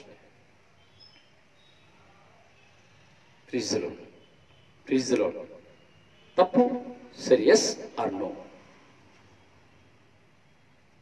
ಪ್ರಿಯರೇ, ಪ್ರತಿಯೊಂದು ಹೆಜ್ಜೆಗಳಲ್ಲಿ ನಾವು ಧ್ಯಾನಿಸಬೇಕು. ಈಗ ನಾನು ವಿವಾಹ ಜೀವನದಲ್ಲಿ ಕರೆ ಹೊಂದಿದ್ದೇನೆ. ಸೊ ನನ್ನ ಕಾನ್ಸೆಪ್ಟ್ ಏನು? ಒಂದು ಪತ್ನಿಯಾದವಳನ್ನ ನನ್ನ ಪತ್ನಿಯಾದವಳನ್ನ ನನ್ನ ಸ್ವಂತವಾಗಿ ನಾನು ವಿವಾಹ ಸಂಸ್ಕಾರದ ಮೂಲಕವಾಗಿ ನಾನು ದೇವರ ಮುಂದೆ ವಾಗ್ದಾನ ಮಾಡಿ ನಾನು ಸ್ವೀಕರಿಸಿದ್ದೇನೆ. ಸೊ ನನ್ನ ಕಾನ್ಸೆಪ್ಟ್ ಏನು? ಯಾಕೆ ನಾನು ಇವಳನ್ನ ಮದುವೆ ಆದೆ, ಯಾಕೆ ನಾನು ಇವನನ್ನ ಮದುವೆ ಆದೆ?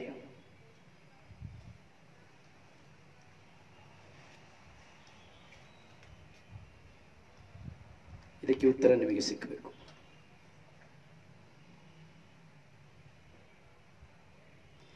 ಈ ಉತ್ತರ ಮದುವೆ ಹೊಸದಲ್ಲಿ ಸಿಕ್ಕಿದ್ರೆ ಏನು ಪ್ರಯೋಜನ ಇಲ್ಲ. ಅಥವಾ ಮದುವೆಗೆ ಮುಂಚೆ ಕಾನ್ಸೆಪ್ಟ್, ಏನೋ concept, wrong concept, sexual concept, cinema concept, serial concept, YouTube channel concept. So now, after marriage, after 2 years, after 5 years, after 10 years, after 20 years, after 30 years, ಬಿದ್ದು ಬಿದ್ದು ಬಲಿತು ಬಲಿತು ಬಲಿತು ಹೋಗುವಾಗ ಉತ್ತರ ಅಲ್ಲಿ. So how many members? ಎಷ್ಟು ಜನ ನಾವು? ಯಾಕೆ ನನ್ನ ಹೆಂಡತಿಯನ್ನು ಸ್ವೀಕರಿಸಿದೆ? ಯಾಕೆ ನನ್ನ ಗಂಡನ ಸ್ವೀಕರಿಸಿದೆ? ನಿನ್ನ ಗಂಡನ ಮುಂದೆ ನೀನು ಬಲಿ ಪಶು, ನೀನು ಬಲಿಯಾಗಬೇಕು. ನಿನ್ನ ಹೆಂಡತಿಯ ಮುಂದೆ ನೀನು ಬಲಿಯಾಗಬೇಕು, ಸಿದ್ಧಳಾಗಬೇಕು. ಬರೀ ದೈಹಿಕ ಸಂಪರ್ಕ, ದೈವಿಕ ಸಂಬಂಧ, ತಿನ್ನೋದು, ಕುಡಿಯೋದು, ಸಂಪಾದನೆ ಮಾಡೋದು, that is not marriage life. That is not blessing life. That is not calling. ಅದು ಕರೆ ಅಲ್ಲ, ಅದು ಆಶೀರ್ವಾದದ ಜೀವನವಲ್ಲ. ನಾವು ತಿಳಿಯೋದು ಇದನ್ನೇ. ಚೆನ್ನಾಗಿ ಊಟ ಮಾಡ್ತಾ ಇದೀವಪ್ಪ, ಸಂತೋಷವಾಗಿದ್ದೀವಿ, ಗಂಡ ಹೇಳ್ತೀವಿ, ತುಂಬಾ ಸಂತೋಷವಾಗಿದ್ದೀವಿ, ಚೆನ್ನಾಗಿ ಊಟ ಮಾಡ್ತೀವಿ, ಎಲ್ಲಿ ಬೇಕಾದ್ರೂ ಜೊತೆಲೇ ಹೋಗ್ತೀವಿ, ಅಂಟ್ಕೊಂಡೇ ಹೋಗ್ತೀವಿ. ಹೃದಯ, ಮನಸ್ಸು, ಆಂತರಿಕ ಗಾಯ, ಹೇಳಲಿಕ್ಕಾಗದಿರುವಂತ ಗಾಯ. ನಿಮ್ಮ ಹೆಂಡತಿಯಲ್ಲಿ ಎಷ್ಟು ಗಾಯ ನಿಮ್ಮ ಬಗ್ಗೆ ಗೊತ್ತಿಲ್ಲದೆ ಇದೆ ಎಂದು ಗೊತ್ತಾ? ನಿಮ್ಮ ಗಂಡದಲ್ಲಿ ನಿಮ್ಮ ಬಗ್ಗೆ ಎಷ್ಟು ಆಂತರಿಕ ಗಾಯ ಇದೆ ಅಂತ ನಿಮಗೆ ಗೊತ್ತುಂಟಾ? ನಮಗೆ ಗೊತ್ತುಂಟಾ? ಎಷ್ಟು ಜನ ಅರ್ಥ ಮಾಡ್ಕೊಳ್ತಾ ಇದ್ದೇವೆ?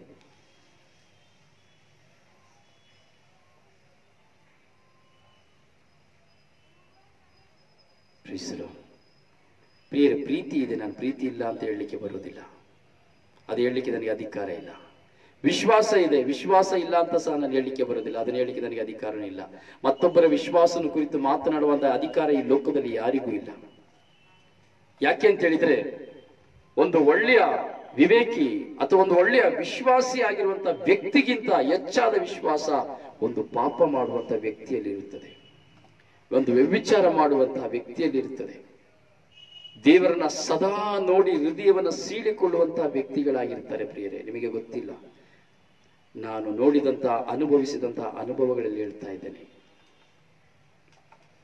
ತನ್ನ ಗಂಡನ ಸಲುವಾಗಿ ವ್ಯಭಿಚಾರಿ ಆಗುವಂತ ಎಷ್ಟೋ ಜನ ತಾಯಂದಿರಿದ್ದಾರೆ, ವ್ಯಭಿಚಾರ ಆದಂತಹ ತಾಯಂದಿರು. ತನ್ನ ಮಕ್ಕಳ ಸಲುವಾಗಿ ವ್ಯಭಿಚಾರಿಗಳಾದಂತಹ ತಾಯಂದಿರಿದ್ದಾರೆ. ಹೃದಯವು ಸೀಳಿ ಹೋಗುತ್ತದೆ.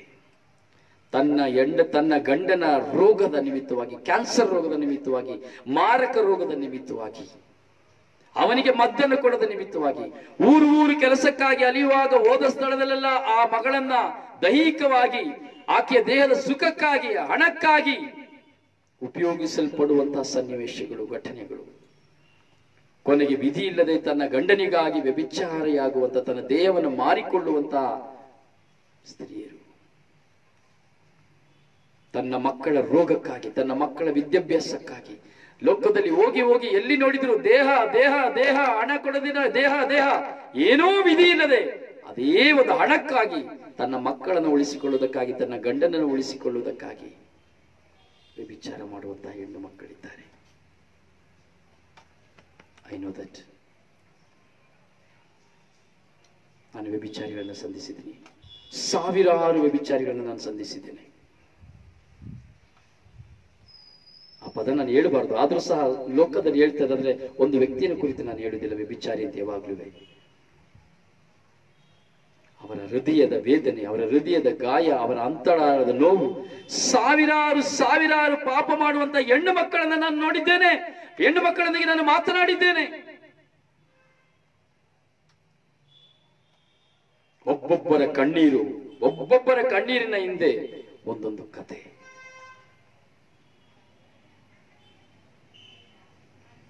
ಒಂದು ಚಿಕ್ಕ ವಿಷಯವನ್ನು ಹೇಳ್ತೇನೆ.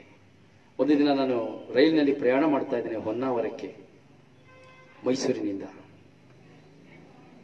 ಒಂದು ಯಾವುದೋ ಒಂದು ಸ್ಟೇಷನ್ ಬರ್ತದೆ ಬೆಳಗಿನ ಜಾವ, ಮಂಗಳೂರು ಪಟ್ಟಣ ಬಿಟ್ಟಾಗ ಒಂದು ಹೆಣ್ಣು ಮಗಳು ಬರುತ್ತಾಳೆ. ಭಯಂಕರ ವಾಸನೆ, ಮೇಲೆಲ್ಲಾ ಭಯಂಕರ ವಾಸನೆ, ತುಟಿಯಲ್ಲೆಲ್ಲಾ ರಕ್ತ, ಬಟ್ಟೆಯೆಲ್ಲಾ ಹರಿದು ಹೋಗಿದೆ, ತಲೆಯೆಲ್ಲಾ ಕೆದರಿ ಹೋಗಿದೆ.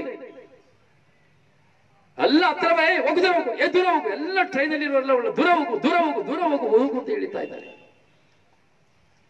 ನನಗೆ ನೋವಾಯ್ತು. ಯಾಕೆ? ನಾನು ನೋಡಿದೆ ಆಕೆಯನ್ನ, ನೋಡುವಾಗ ನನ್ನ ಹೃದಯ ಸೀಳುತ್ತಾ ಇದೆ. ಅಯ್ಯೋ, ಎಲ್ಲರೂ ಇವಳನ್ನ ಹೋಗುವಾಗ ತಿರಸ್ಕರಿಸ್ತಾ ಇದ್ದಾಳಲ್ಲ, ಯಾರು ಏನು ಕೊಡ್ತಾ ಇಲ್ವಲ್ಲ. ಕೈಯಲ್ಲಿ ಒಂದು ರೊಟ್ಟಿಯ ತುಂಡನ್ನ ಬಂದನ್ನ ಇಟ್ಟುಕೊಂಡಿದ್ದಾಳೆ.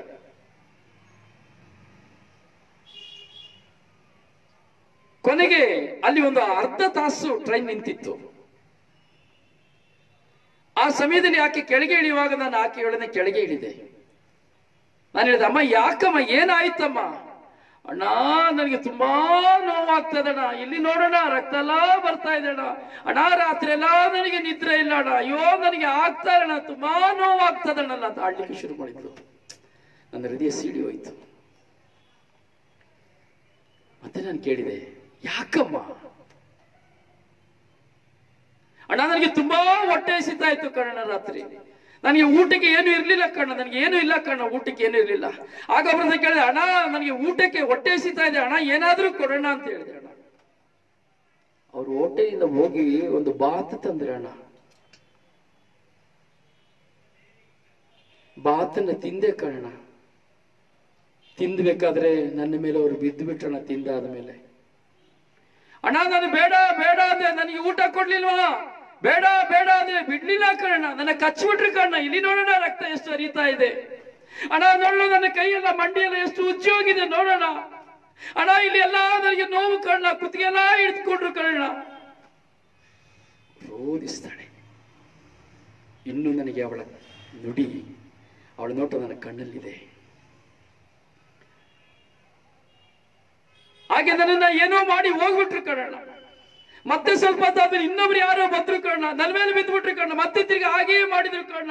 ನಾನು ಬೇಡ ಅಂತ ಏನೋ ಮಾಡಿದೆ, ಬಾಯಿಗೆ ಬಟ್ಟೆ ತುರುಕ್ಬಿಟ್ರು ಕಣ್ಣ. ನನಗೆ ಆಯ್ತಾ ಇಲ್ಲ ಕಣ್ಣ. 3-4 ಜನ ಯಾರು ನನ್ನ ಮೇಲೆ ತುಂಬಾ ಕಷ್ಟ ಕೊಟ್ಬಿಟ್ರು ಕಣ್ಣ. ನಡಿಲಿಕ್ಕೆ ಆಗ್ತಾ ಇಲ್ಲ ಕಣ್ಣ. ಎಣಿಸಿ ನೋಡಿ ಆ ಮಗಳನ್ನ. ಯು ಥಿಂಕ್ ದಟ್ ಗರ್ಲ್ ಏನು ತಪ್ಪು ಮಾಡಿದ್ಲು ಆಕೆ? ಆ ಮಗಳು ಏನು ಮಾಡಿದ್ಲು? ಯಾವುದಕ್ಕಾಗಿ ಆಕೆಯಲ್ಲಿ ವ್ಯಭಿಚಾರಕ್ಕೆ ತುತ್ತಾದ್ಲು? ಯಾವ ಕಾರಣಕ್ಕಾಗಿ? ಹೃದಯ ಸೀಳಿ ಹೋಯಿತು.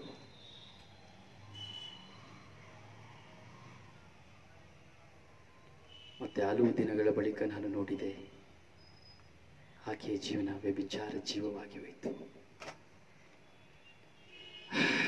ವ್ಯಭಿಚಾರದ ಜೀವನವಾಗಿ ಹೋಯಿತು. ಯಾರು ಕಾರಣ? ಏನು ಕಾರಣ? ಬಲಿಯಾದದ್ದು ಯಾರು? ನಿನ್ನ ಮುಂದೆ ಇರುವಂತಹ ಒಂದು ಹೆಣ್ಣು ಮಗಳನ್ನ ನೀನು ಬಲಿಯಾಗಿ ಸ್ವೀಕರಿಸುತ್ತೀಯ, ನಿನ್ನ ಸ್ವಂತ ಬಲಿ ಪಶುವಾಗಿ. ಒಂದೊಂದು ಹೆಣ್ಣು ಮಗಳ ಹಿಂದೆ ಒಂದೊಂದು ಕಾಯವಿದೆ. ಸಾವಿರಾರು ಸಾವಿರಾರು ಪ್ರಿಯರೇ, 1,000ವಲ್ಲ, 2,000ಕ್ಕಿಂತ ಹೆಚ್ಚು ಜನ ವ್ಯಭಿಚಾರಿ ಹೆಣ್ಣು ಮಕ್ಕಳನ್ನು ನಾನು ಸಂಧಿಸಿದ್ದೇನೆ. ಅದಕ್ಕಾಗಿ ನನಗೆ ಸಿಕ್ಕಿದ ಪಟ್ಟ ವ್ಯಭಿಚಾರಿ ಎಂಬುದಾಗಿ. ನಾನು ಯಾರೊಟ್ಟಿಗೆ ಮಾತಾಡಿದ್ರು ನನಗೆ ಹೇಳುತ್ತಾ ಕೆಲವು ವಿಷಯಗಳು, ಶುಶ್ರೂಷಕರೇ, ದೇವರ ವಾಕ್ಯವನ್ನು ಸಾರುವವರೇ, ನನ್ನೊಡನಿರುವವರೇ ನನಗೆ ಕೊಡುವಂತಹ ಪಟ್ಟಗಳು.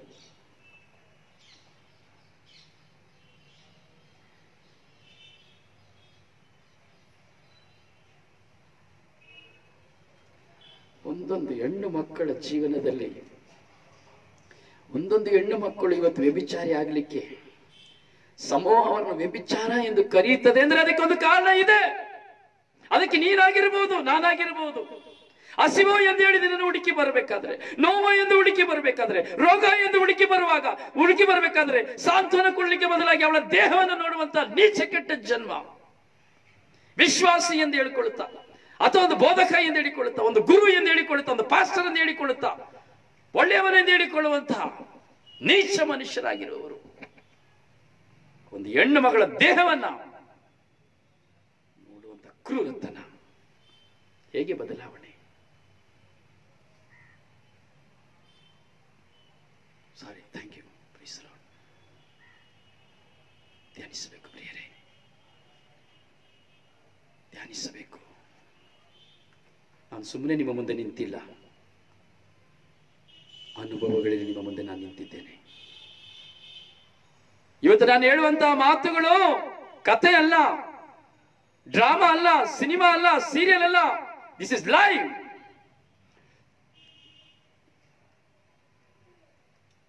ಒಂದು ಗಂಡ ಇದ್ದಾನೆ, ಯಾಕೆ ಕುಡುಕ ಆಗ್ತಾನೆ? ತಾನಾಗಿ ಕುಡುಕ ಆಗೋದಿಲ್ಲ. ಯಾಕೆ ವ್ಯಭಿಚಾರಿ ಆಗ್ತಾನೆ? ತಾನಾಗಿ ಆಗೋದಿಲ್ಲ. ಒಂದು ಹೆಂಡತಿ ಆದವಳನ್ನ ಕುಡುಕ ಮಾಡ್ತಾಳೆ, ಒಬ್ಬ ಹೆಂಡತಿ ಆದವಳನ್ನ ವ್ಯಭಿಚಾರಿ ಮಾಡ್ತಾಳೆ, ಒಂದು ಹೆಂಡತಿ ಆದವಳು ಅವಳನ್ನ ಹುಚ್ಚನಾಗಿ ಮಾಡ್ತಾಳೆ, ಒಂದು ಹೆಂಡತಿ ಆದವಳು ಊರು ಬಿಟ್ಟು ಓಡಿಯುವಾಗ ಮಾಡ್ತಾಳೆ, ಒಂದು ಹೆಂಡತಿ ಆದವಳು ಅವನು ಆತ್ಮಹತ್ಯೆ ಮಾಡಿಕೊಳ್ಳುವಂತೆ ಮಾಡ್ತಾಳೆ. ಇಲ್ಲಿಯೂ ಕಾರಣವಿದೆ. ಅವನು ಹೆಚ್ಚಾಗಿ ಪ್ರೀತಿಸುವ ಕಾರಣ ಹುಚ್ಚನಾಗಿ ಹೋಗ್ತಾನೆ. ಹೆಂಡತಿ ನಿರಾಕರಿಸಿಕೊಳ್ಳುವಾಗ ಅವನು ಕುಡುಕನಾಗಿ ಹೋಗ್ತಾನೆ. ಹೆಂಡತಿ ತನಗೆ ಬೇಕಾದಂತ ಆತನಿಗೆ ಬೇಕಾದಂತ ಒಂದು ಸುಖವನ್ನ ಯಾವುದನ್ನು ಕೊಡದೆ ಹೋಗುವಾಗ ದೈಹಿಕದ ಬಲಹೀನತೆಯಲ್ಲಿ ಅವನು ವ್ಯಭಿಚಾರಿಯಾಗಿ ಹೋಗ್ತಾನೆ. ಕೊನೆಗೆ ಅವನು ಸತ್ತು ಹೋಗ್ತಾನೆ. ಯಾರು ಕಾರಣ? ಯಾರನ್ನ ಎರಡನೇದಾಗಿ ಯಾರನ್ನ ಬಲಿ ತಗೊಳ್ತಾ ಇದ್ದೀವಿ ನಾವು? ನಮ್ಮ ಸ್ವಾರ್ಥಕ್ಕಾಗಿ ನನ್ನ ಗಂಡನನ್ನ ನಾನು ಬಲಿಪಶುವಾಗಿ ಉಪಯೋಗಿಸ್ತಾ ಇದ್ದೇನೆ, ನನ್ನ ಹೆಂಡತಿಯನ್ನು ಬಲಿಪಶುವಾಗಿ ನಾನು ಉಪಯೋಗಿಸ್ತಾ ಇದ್ದೇನೆ. ಎಲ್ಲಿ ಹೋಯ್ತು ವಿವಾಹ ಸಂಸ್ಕಾರದ ನಿನ್ನ ಆ ವಾಗ್ದಾನ? ಎಲ್ಲಿ ಹೋಯ್ತು ನನ್ನ ವಿವಾಹ ಸಂಸ್ಕಾರದಲ್ಲಿ ನಾನು ದೇವರ ಮುಂದೆ ಮಾಡಿದಂತಹ ವಾಗ್ದಾನ?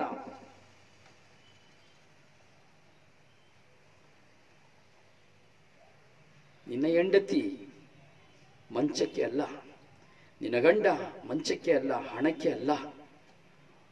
ಅವನು ನಿನ್ನ ಜೀವದಲ್ಲಿ ಜೀವ, ನಿನ್ನ ಉಸಿರಿನಲ್ಲಿ ಉಸಿರು. ನಿನ್ನ ಹೆಂಡತಿ ನಿನಗೆ ಜೀವದಲ್ಲಿ ಜೀವ, ಉಸಿರಿನಲ್ಲಿ ಉಸಿರು.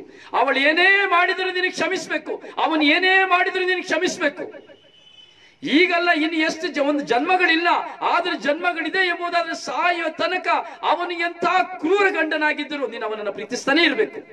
ಅದೇ ವಾಗ್ದಾನ, ವಿವಾಹದ ವಾಗ್ದಾನ. ಅವಳು ಎಂತ ಪ್ರಿಯರೇ, ಕೆಲವು ಸಾರಿ ನಾವು ನೋಡ್ತೇವೆ ಹೆಂಡತಿಯು ಗಂಡನಿದ್ದರೂ ವ್ಯಭಿಚಾರದಲ್ಲಿ, ಗಂಡನ ಮುಂದೆ ವ್ಯಭಿಚಾರ ಮಾಡೋರಿದ್ದಾರೆ. ಅದನ್ನು ಸಹ ನಾನು ಸಂಧಿಸಿದ್ದೇನೆ, ಎರಡನ್ನೂ ಸಂಧಿಸಿದ್ದೇನೆ. ಗಂಡನ ಮುಂದೆ ನೇರವಾಗಿ ವ್ಯಭಿಚಾರ ಮಾಡುವಂತವರು, ಹೆಂಡತಿಯ ಮುಂದೆ ನೇರವಾಗಿ ವ್ಯಭಿಚಾರ ಮಾಡ್ತಾ ಇರೋರು, ಕಣ್ಣು ಮುಂದೆ ಮಾಡ್ತಾ ಇರೋರು ಇವತ್ತಿಗೂ ಜೀವನ ಮಾಡ್ತಾ ಇದ್ದಾರೆ. ಯಾಕೆ ಗೊತ್ತುಂಟ? ದೇವರ ಮುಂದೆ ಮಾಡಿದ ವಾಗ್ದಾನ. ಅದೆಲ್ಲಿಂದ ಬಂತು? ಪವಿತ್ರಾತ್ಮರಿಂದ. ಹಗಲು ರಾತ್ರಿ ತನ್ನ ಹೆಂಡತಿ ಮಾಡುವ ವ್ಯಭಿಚಾರದ ನಿಮಿತ್ತವಾಗಿ ಕೊರಗಿ ಸಾಯ್ತಾರೆ. ಹಗಲು ಮಾಡುವ ವ್ಯಭಿಚಾರದ ನಿಮಿತ್ತವಾಗಿ ಕೊರಗಿ ಸಾಯ್ತಾರೆ. ಆದ್ರೆ ಗಂಡನನ್ನ ಹೆಂಡತಿ ಬಿಟ್ಟು ಹೋಗ್ತಾ ಇಲ್ಲ, ಗಂಡ ಹೆಂಡತಿನ ಬಿಟ್ಟು ಹೋಗ್ತಾ ಇಲ್ಲ, ಇನ್ನೊಂದು ಕಡೆ ಹೆಂಡತಿ ಗಂಡನ ಬಿಟ್ಟು ಹೋಗ್ತಾ ಇಲ್ಲ. ಆದ್ರೆ ಗಂಡ ಎಂಬುದು ಸಮಂಜಸವಾದದಾದ್ರೂ, ಒಬ್ಬ ಪುರುಷ ಎಂಬುದಾದ್ರೂ ಸಹ ಒಂದು ಹೆಣ್ಣಾದವಳು ವ್ಯಭಿಚಾರಿ ಆಗುವಾಗ ಒಂದು ಗಂಡನ ಆ ಒಂದು ಹೋರಾಟ ಹೇಗಿರಬಹುದು? ಪ್ರೀಸಲು ಯಾರನ್ನ ಪ್ರೀತಿಸ್ತಾ ಇದ್ದೇವೆ?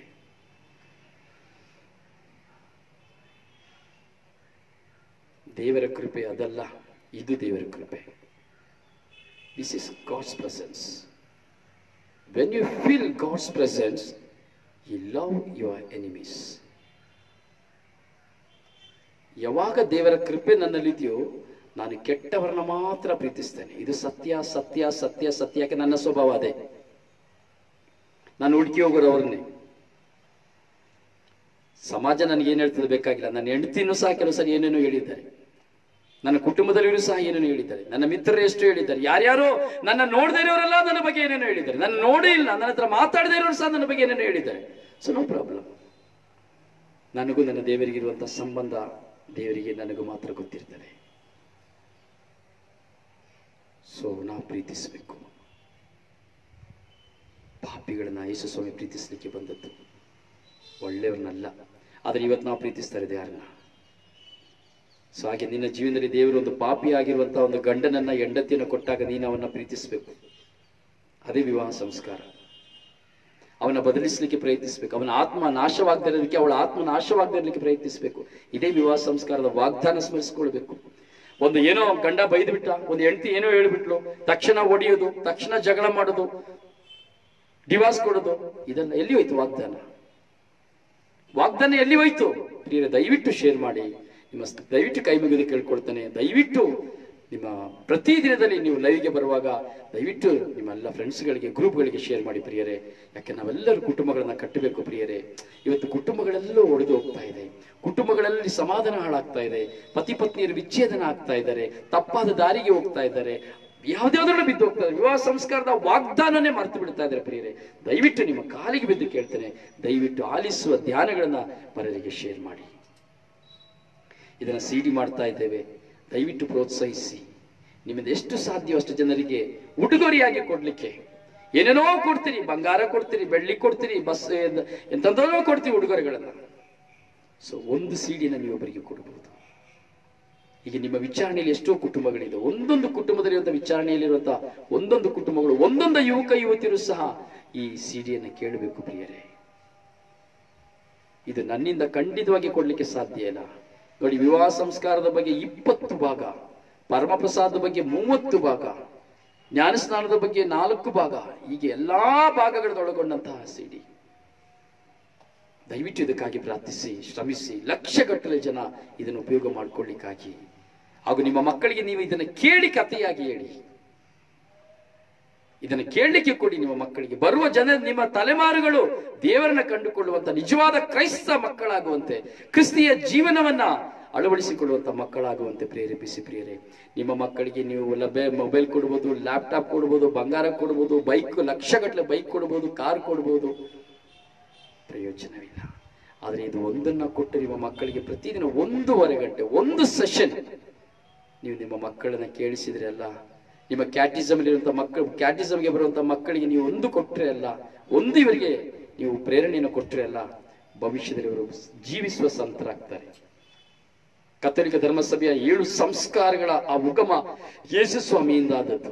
ಈಗ ಈ 7 ಸಂಸ್ಕಾರಗಳ ಈ ಆಳವನ್ನ, ಸ್ವಲ್ಪ ಆಳ ನಾನು ನಿಮ್ಮ ಮುಂದೆ ವಿವರಿಸ್ತಾ ಇರೋದು, ಸ್ವಲ್ಪ ಆಳ, 1 ಇಡಿ ಆಳ ಅಷ್ಟೇ, 1 ಅಡಿ 1 ಇಡಿ ಆಳ ಅಷ್ಟೇ, ಇನ್ನೂ ಹೆಚ್ಚಿದೆ. ಅದನ್ನು ವಿವರಿಸುವಂತ ಜ್ಞಾನ ಶಕ್ತಿ ನನಗೆ ಇಲ್ಲ. ನನಗೆ ದೇವರು ಏನನ್ನ ವಿವರಿಸಬೇಕು ಅಂತ ನನಗೆ ಪ್ರೇರಣೆ ಕೊಡ್ತಾರೆ, ಅದನ್ನು ಮಾತ್ರ ವಿವರಿಸ್ತಾ ಇದ್ದೀನಿ ಅಷ್ಟೇನೆ. ಒಂದು ಪಕ್ಷ ಇದಕ್ಕಿಂತ ಹೆಚ್ಚಾದ ಪ್ರೇರಣೆ ನಿಮಗಿರಬಹುದು. ಸೊ ದಯವಿಟ್ಟು ಪ್ಲೀಸ್ ಕೋಆಪರೇಟ್ ಮೀ. ಧರ್ಮಸಭೆಗೆ ನಾವು ಕೊಡೋಣ ಪ್ರಿಯರೇ.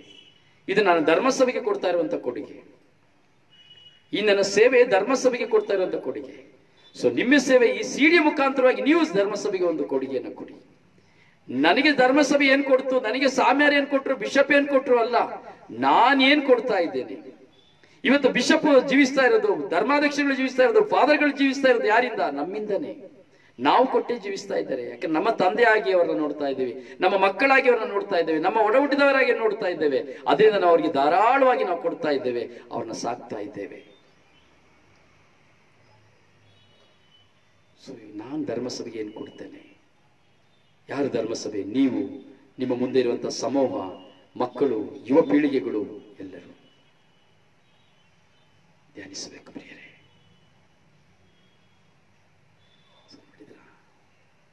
ಒಂದು ಪಾಪ ಮಾಡುವಂತಹ ವ್ಯಕ್ತಿಯ ಹಿಂದೆ ಇರುವಂತಹ ಚರಿತ್ರೆ, ಕೆಲವು ವಿಷಯ ಹೇಳಿದ್ರೆ ನೀವು ನಿದ್ರೆ ಮಾಡೋದಿಲ್ಲ. ಒಂದು ತಾಯಿಯಾದವಳು, ಒಂದು ಹೆಂಡತಿ ಆದ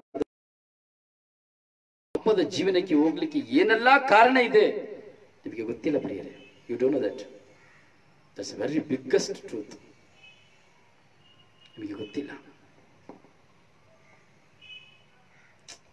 ನಿಮಗೆ ಗೊತ್ತಾ? ತನ್ನ ಸ್ವಂತ ಮಗಳನ್ನ, ಸ್ವಂತ ಮುದ್ದಾದ ಸೊಗಸಾದ ಮಗಳನ್ನ ತನ್ನ ಗಂಡನಿಗಾಗಿ ಮಾರಿಬಿಡುವಂತ ಪಾರಿಬಿಟ್ಟ ಮಗಳು.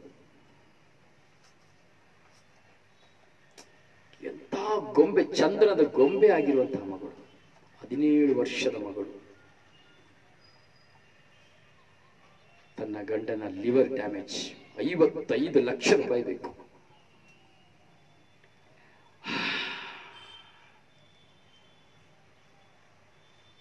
ಗೊತ್ತಿಲ್ಲ.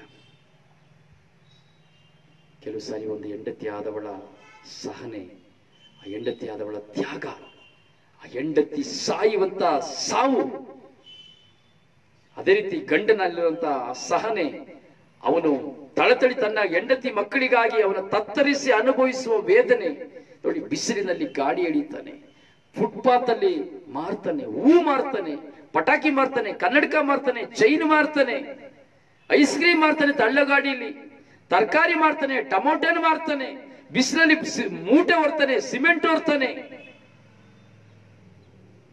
ಕಕ್ಕಸ್ ಬಾಚ್ತಾನೆ, ತಿಪ್ಪೆ ಬಾಚ್ತಾನೆ. ಬೆಳಿಗ್ಗೆ ಹೋದನು ರಾತ್ರಿ ತನಕ ಏನು ಮಾಡ್ತಾನೆ ಅಂತ ಹೆಂಡತಿಗೆ ಗೊತ್ತಿಲ್ಲ, ಮಕ್ಕಳಿಗೆ ಗೊತ್ತಿಲ್ಲ. ಹೇಗೆ ದುಡಿತಾನೆ ಅಂತ ಗೊತ್ತಿಲ್ಲ. ಬರೀ ದುಡ್ಡು ತಂದ್ರ ಅಂತ ಕೇಳುವಂತ ಹೆಂಡತಿಯರು, ಎಷ್ಟು ದುಡ್ಡು ತಂದ್ರೆ ಈ ದುಡ್ಡು ಕೊಡಿ, ಊಟಕ್ಕೆ ಮನೆಗೆ ಬಂದ ತಕ್ಷಣ ಊಟ ಮಾಡಿದ ಅಂತ ಕೇಳಿದಿಲ್ಲ.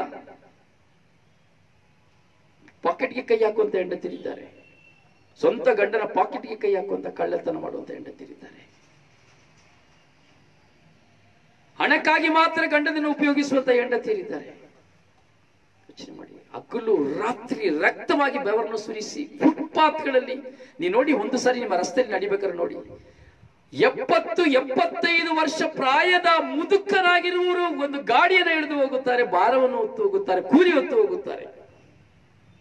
ಯಾರಾದ್ರೂ ಒಂದು ದಿನ ನಾವು ಕೂಲಿ ಹೋದಂತ ಒಂದು ಪಾಪದವನ್ನ ನೋಡಿ, ಬಾಳಿ ಆಯ್ಲಿ ಅಂತ ಹೇಳಿ ಅವನಿಗೆ ಒಂದು 50 ರೂಪಾಯಿ ಕೊಟ್ಟಿದ್ದೇವೆ ನಾವು.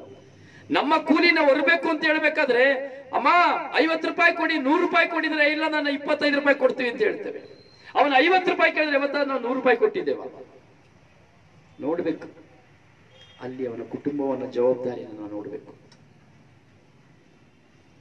ಯಾಕೆ ಅವನು ಯಾಕೆ ಅಷ್ಟು ಕಷ್ಟಪಡ್ತಾ ಇದ್ದಾನೆ? ದೇವರ ಮುಂದೆ ಪ್ರಮಾಣ ಮಾಡಿ ವಾಗ್ದಾನ ಮಾಡಿದ ತನ್ನ ಪತ್ನಿ ಮಕ್ಕಳನ್ನು ಸಾಕುವುದಕ್ಕಾಗಿ. ದೇವರು ಹೇಳಿದ್ರು ಆದಿಕಾಂಡದಲ್ಲಿ 1ನೇ ಅಧ್ಯಾಯ 2ನೇ ಅಧ್ಯಾಯದಲ್ಲಿ, ನಿನ್ನ ಬೆವರು ಸುರಿಸಿ ನಿನ್ನ ಹೆಂಡತಿ ಮಕ್ಕಳು ನೀನು ಸಾಕಬೇಕು.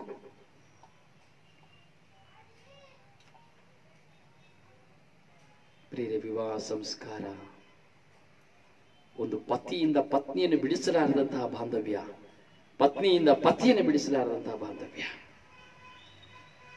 ಒಂದು ಪ್ರಶ್ನೆ ನನ್ನ ಸಹೋದರಿಯರಲ್ಲಿ ನಾನು ಕೇಳಿ ನಾನು ಮುಗಿಸ್ತೇನೆ ಈ ದಿನದ ಸೆಷನ್ ಅನ್ನ. ದಯವಿಟ್ಟು ಕ್ಷಮಿಸಬೇಕು ನಾನು ಕೇಳುವಂತ ಪ್ರಶ್ನೆಗೆ, ತಪ್ಪಾಗಿ ದಯವಿಟ್ಟು ಯಾರು ತೆಗೆದುಕೊಳ್ಬಾರದು. ಪತಿಯರಿಗೂ ಒಂದು ಪ್ರಶ್ನೆ ಇದೆ, ಪತ್ನಿಯರಿಗೂ ಒಂದು ಪ್ರಶ್ನೆ ಇದೆ. ನೀವು ಪ್ರೀತಿಸುವಂತಹ ನಿಮ್ಮ ಪತಿಗೆ, ನಿಮ್ಮನ್ನು ಪ್ರೀತಿಸಿ ಹಗಲು ರಾತ್ರಿ ಮದುವೆ ಆದ ಆ ಕ್ಷಣದಿಂದ ಇವತ್ತು ಎಷ್ಟೋ ವರ್ಷ ಆಗಿರ್ಬೋದು, ನಿಮ್ಮ ಪ್ರೀತಿಸ್ತಾ ಇರುವಂತಹ ಪತಿಗೆ ಪತ್ನಿಯಾದಂತಹ ನೀವು ನಿಮ್ಮ ಪತಿಗೆ ಕೊಡಲಿಕ್ಕೆ ನಿಮ್ಮ ಕೈಯಲ್ಲಿ ಏನಿದೆ?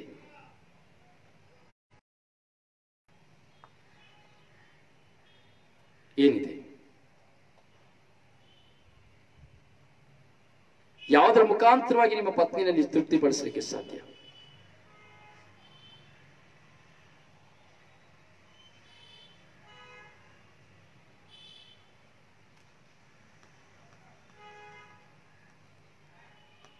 ಯಾಕೆ ಹೇಳಿ? ಯಾವ ಹೆಣ್ಣು ಮಗಳು ಆದ್ರೂ ಸರಿನೇ, ತೊಂದರೆ ಇಲ್ಲ, ತಪ್ಪು ಅಂತ ತೆಗೆದುಕೊಂಡು ಮಾತನಾಡಬಾರದು. ಒಳ್ಳೆ ಥಾಟ್ಸ್ ಅಲ್ಲಿ, ಒಳ್ಳೆ ವಿವೇಚನಾ ವರದಲ್ಲಿ ಹೃದಯಂತರಾಳದ ಉತ್ತರವಾಗಬೇಕು ನಮಗೆ. ನಿಮ್ಮ ಪತಿಯಾದವರಿಗೆ ನಿಮ್ಮಿಂದ ಕೊಡುವುದಕ್ಕೆ ಏನಿದೆ, ಅಥವಾ ನಿಮ್ಮ ಪತಿ ನಿಮ್ಮಿಂದ ಅಪೇಕ್ಷಿಸುವುದು ಏನು, ಅಥವಾ ಯಾವುದಕ್ಕಾಗಿ ಹಗಲೂ ರಾತ್ರಿ ನೋ ಎಕ್ಸೆಪ್ಟೇಷನ್, ಯಾವ ಎಕ್ಸೆಪ್ಟೇಷನ್ ಪತಿಗೆ ಪತ್ನಿಯಲ್ಲಿ ಇರುವುದಿಲ್ಲ. ಇವತ್ತೇನೋ ಈ ಕಾಲದಲ್ಲಿ ಹೆಂಡತಿ ಎಲ್ಲೋ ಕೆಲಸ ಮಾಡ್ತಾ ಇರ್ಬೋದು, ಹೆಂಡತಿ ಹಣ ಬರ್ಬೋದು ಅಂತ ಕೆಲವಂತ ಅವಿವೇಕಿಗಳು ಹೆಂಡತಿ ಹಣಕ್ಕಾಗಿ ಇರ್ಬೋದು, ಹೆಂಡತಿಯ ಸಂಬಳಕ್ಕಾಗಿ ಜೀವಿಸ್ತಾ ಇರುವಂತ ಎಷ್ಟೋ ಅವಿವೇಕಿ ಗಂಡಂದಿರು ಈ ಲೋಕದಲ್ಲಿ ಇದ್ದಾರೆ.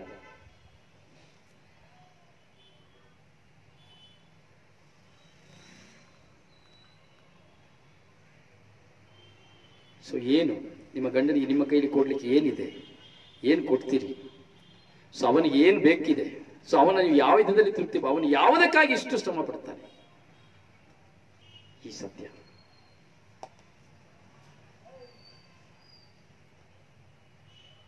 ಸುನೀತಾ ಹೇಳ್ತಾ ಇದ್ರೆ ನನ್ನಲ್ಲಿ ಹಣ ಇಲ್ಲ, ಪ್ರೀತಿ ಇದೆ, ಪ್ರೀತಿ ಮಾತ್ರ ಇದೆ ಅಂತ. ಸುನಿ ಡಿಸಿಲ್ವ ಹೇಳ್ತಾ ಇದ್ರೆ ಪ್ರೀತಿ ಅಂತ, ಮೌಲಿನಿ ಹೇಳ್ತಾ ಇದ್ದಾರೆ ಪ್ರೀತಿ ಅಂತ.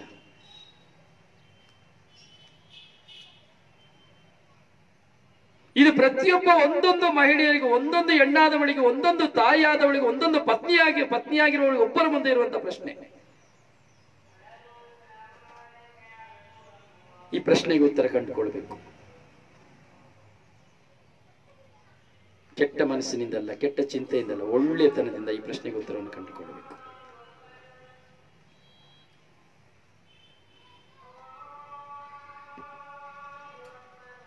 ಯಾಕೆ ಅವನು ನಿನಗೆ ಶರಣಾಗಬೇಕು? ವೈ?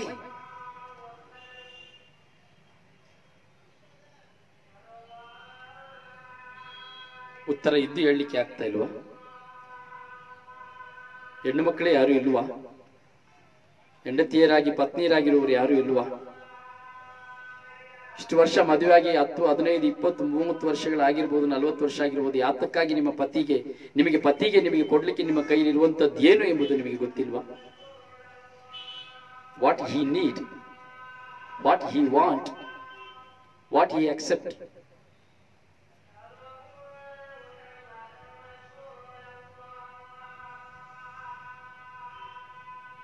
ಎಲ್ಲಿ ಹೋದ್ರೆಲ್ಲ?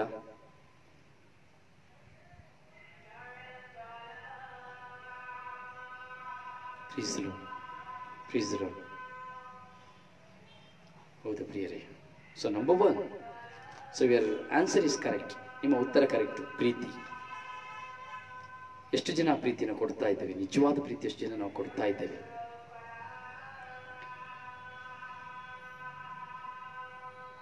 ಪ್ರಿಯರೇ, ನಿಮ್ಮ ಪತಿಗೆ ನೀವು ಕೊಡ್ಲಿಕ್ಕೆ ಇರುವಂಥದ್ದು ಒಂದೇ ಒಂದು. ನಿಮ್ಮ ಪತಿಗೆ ನೀವು ಕೊಡ್ಲಿಕ್ಕಿರೋದು ಒಂದೇ ಒಂದು.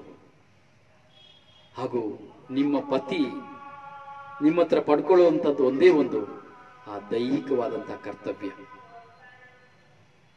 ಆ ಒಂದು ಸಕ್ರಮೆಂಟ್, ಬಲಿ, ದೈಹಿಕವಾದಂತಹ ಬಲಿ.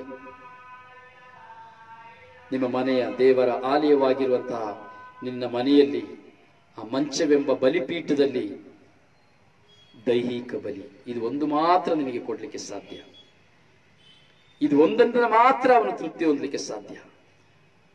ಒಂದು ಪಕ್ಷ ಅವನು ಕೆಟ್ಟವನಾದ್ರೆ ಅವನು ಬೇರೆ ಕಡೆ ಹೋಗ್ಬಹುದು, ಆದರೆ ಅವನು ನಿನ್ನನ್ನೇ ಪ್ರೀತಿಸುವ ಕಾರಣ, ಆ ವಿವಾಹ ಸಂಸ್ಕಾರದಲ್ಲಿ ದೇವರ ಮುಂದೆ ವಾಗ್ದಾನ ಮಾಡಿದ ಕಾರಣ, ತನ್ನ ಪತ್ನಿಯನ್ನು ಮಾತ್ರ, ತನ್ನ ಪತ್ನಿಯ ಪ್ರೀತಿಗಾಗಿ ಮಾತ್ರ, ಆ ತಾಯಿಯ ಪ್ರೀತಿಯನ್ನು ತೋರಿಸುವಂತಹ ಆ ನಿನ್ನಲ್ಲಿ ಆ ಒಂದು ನಿಜವಾದ ಬಾಂಧವ್ಯದ, ಅವನು ಬರುವಾಗ ಒಂದು ನಗುವುದರ ಮೂಲಕವಾಗಿ, ಅವನು ಬರುವಾಗ ಅವನನ್ನು ಆಧರಿಸುವುದರ ಮೂಲಕವಾಗಿ, ಅವನು ಬರುವಾಗ ಅವನನ್ನು ಸತ್ಕರಿಸುವುದರ ಮೂಲಕವಾಗಿ, ಅವನ ಪಕ್ಕದಲ್ಲಿ ಕುಳಿತು ಊಟವನ್ನು ಬಡಿಸುವುದರ ಮೂಲಕವಾಗಿ, ಅವನಿಗೆ ಒಂದು ಸ್ನಾನಕ್ಕೆ ನೀರನ್ನು ಕೊಡುವುದರ ಬಲವಾಗಿ, ಅವನನ್ನ ಬೆನ್ನು ತಿಕ್ಕುವುದರ ಬದಲಾಗಿ, ಹೀಗೆ ಹಲವಾರು ವಿಧದಲ್ಲಿ ಅವನಿಗೆ ಪ್ರೀತಿಯನ್ನ ಬೆಸೆದು ಬರೀ ನಿನ್ನ ಪ್ರೀತಿಯಿಂದ ಮಾತ್ರ ಅವನನ್ನ ತೃಪ್ತಿಪಡಿಸಲಿಕ್ಕೆ ಸಾಧ್ಯ.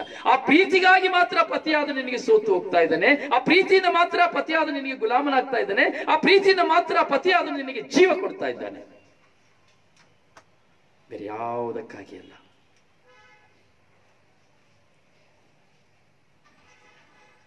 He loves you.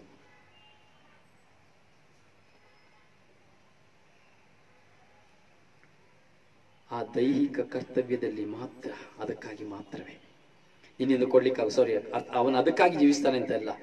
ನಿನ್ನಿಂದ, ಪತ್ನಿಯಾದ ನಿನ್ನಿಂದ, ಸ್ತ್ರೀಯಾದ ನಿನ್ನಿಂದ, ನಿನ್ನ ಪತಿಯಾದವನಿಗೂ ಪತಿಯಾಗುವವನಿಗೂ ನಿನಗೆ ಕೊಡಲಿರುವಂಥದ್ದು ಒಂದೇ ಒಂದು, ನಿನ್ನ ನಿನ್ನ ದೇಹ, ನಿನ್ನ ಪ್ರೀತಿ. ಇದು ಬಿಟ್ಟು ನಿನಗೆ ಏನು ಕೊಡ್ಲಿಕ್ಕೆ ಆಗುದಿಲ್ಲ. ನಿನ್ನ ಪತಿಗೆ ನಿನಗೇನು ಕೊಡ್ಲಿಕ್ಕೆ ಸಾಧ್ಯವಿಲ್ಲ. ಇದು ಎರಡು ನಿನ್ನ ಕೈಲಿ ಕೊಡ್ಲಿಕ್ಕೆ ಸಾಧ್ಯವಿಲ್ಲ ಅಂದ್ಮೇಲೆ ನಿನ್ನ ಪತ್ನಿ ಅಲ್ಲ. ಪತಿ ಒಂದು ಚಿಕ್ಕ ಯಾವುದೋ ಒಂದು ಸಮಸ್ಯೆ, ಕುಟುಂಬದಲ್ಲಿ ಬಂದ ಸಮಸ್ಯೆಗೆ ಪತಿಯೊಡನೆ ಒಂದಾಗದೆ ಸೇಡು ತೀರಿಸುವಂತ ಎಷ್ಟೋ ಜನ ಹೆಂಡತಿಯರಿದ್ದಾರೆ. ತನ್ನ ಪತಿಯೊಡನೆ ಹಾಸಿಗೆಯಲ್ಲಿ ಮಲಗದಂತ ಎಷ್ಟೋ ಪತ್ನಿಯರು ಓಡಿ ಹೋಗುವಂತ ಪತ್ನಿಯರಿದ್ದಾರೆ. ಪದೇ ಪದೇ ತನ್ನ ಪತಿ ತನ್ನ ಹೇಳಿದನ್ನ ಕೇಳಬೇಕು, ಅವಳ ಕಾಲ ಕೆಳಗೆ ಇರಬೇಕು ಅಂತೇಳಿ ಅವನನ್ನ ಗುಲಾಮಗಿರಿಗೆ ತಳ್ಳುವಂತ ಹೆಂಡತಿಯರಷ್ಟು ಜನ ಇದ್ದಾರೆ. ಗಂಡನನ್ನ ತಿರಸ್ಕೃತ ಮಾಡಿ ಆತರ ಆಸ್ತಿಗಾಗಿ ಅಥವಾ ಹಣಕ್ಕಾಗಿ ಮಾತ್ರ ಉಪಯೋಗಿಸುವಂತ ಹೆಂಡತಿಯರಷ್ಟು ಜನ ಇದ್ದಾರೆ.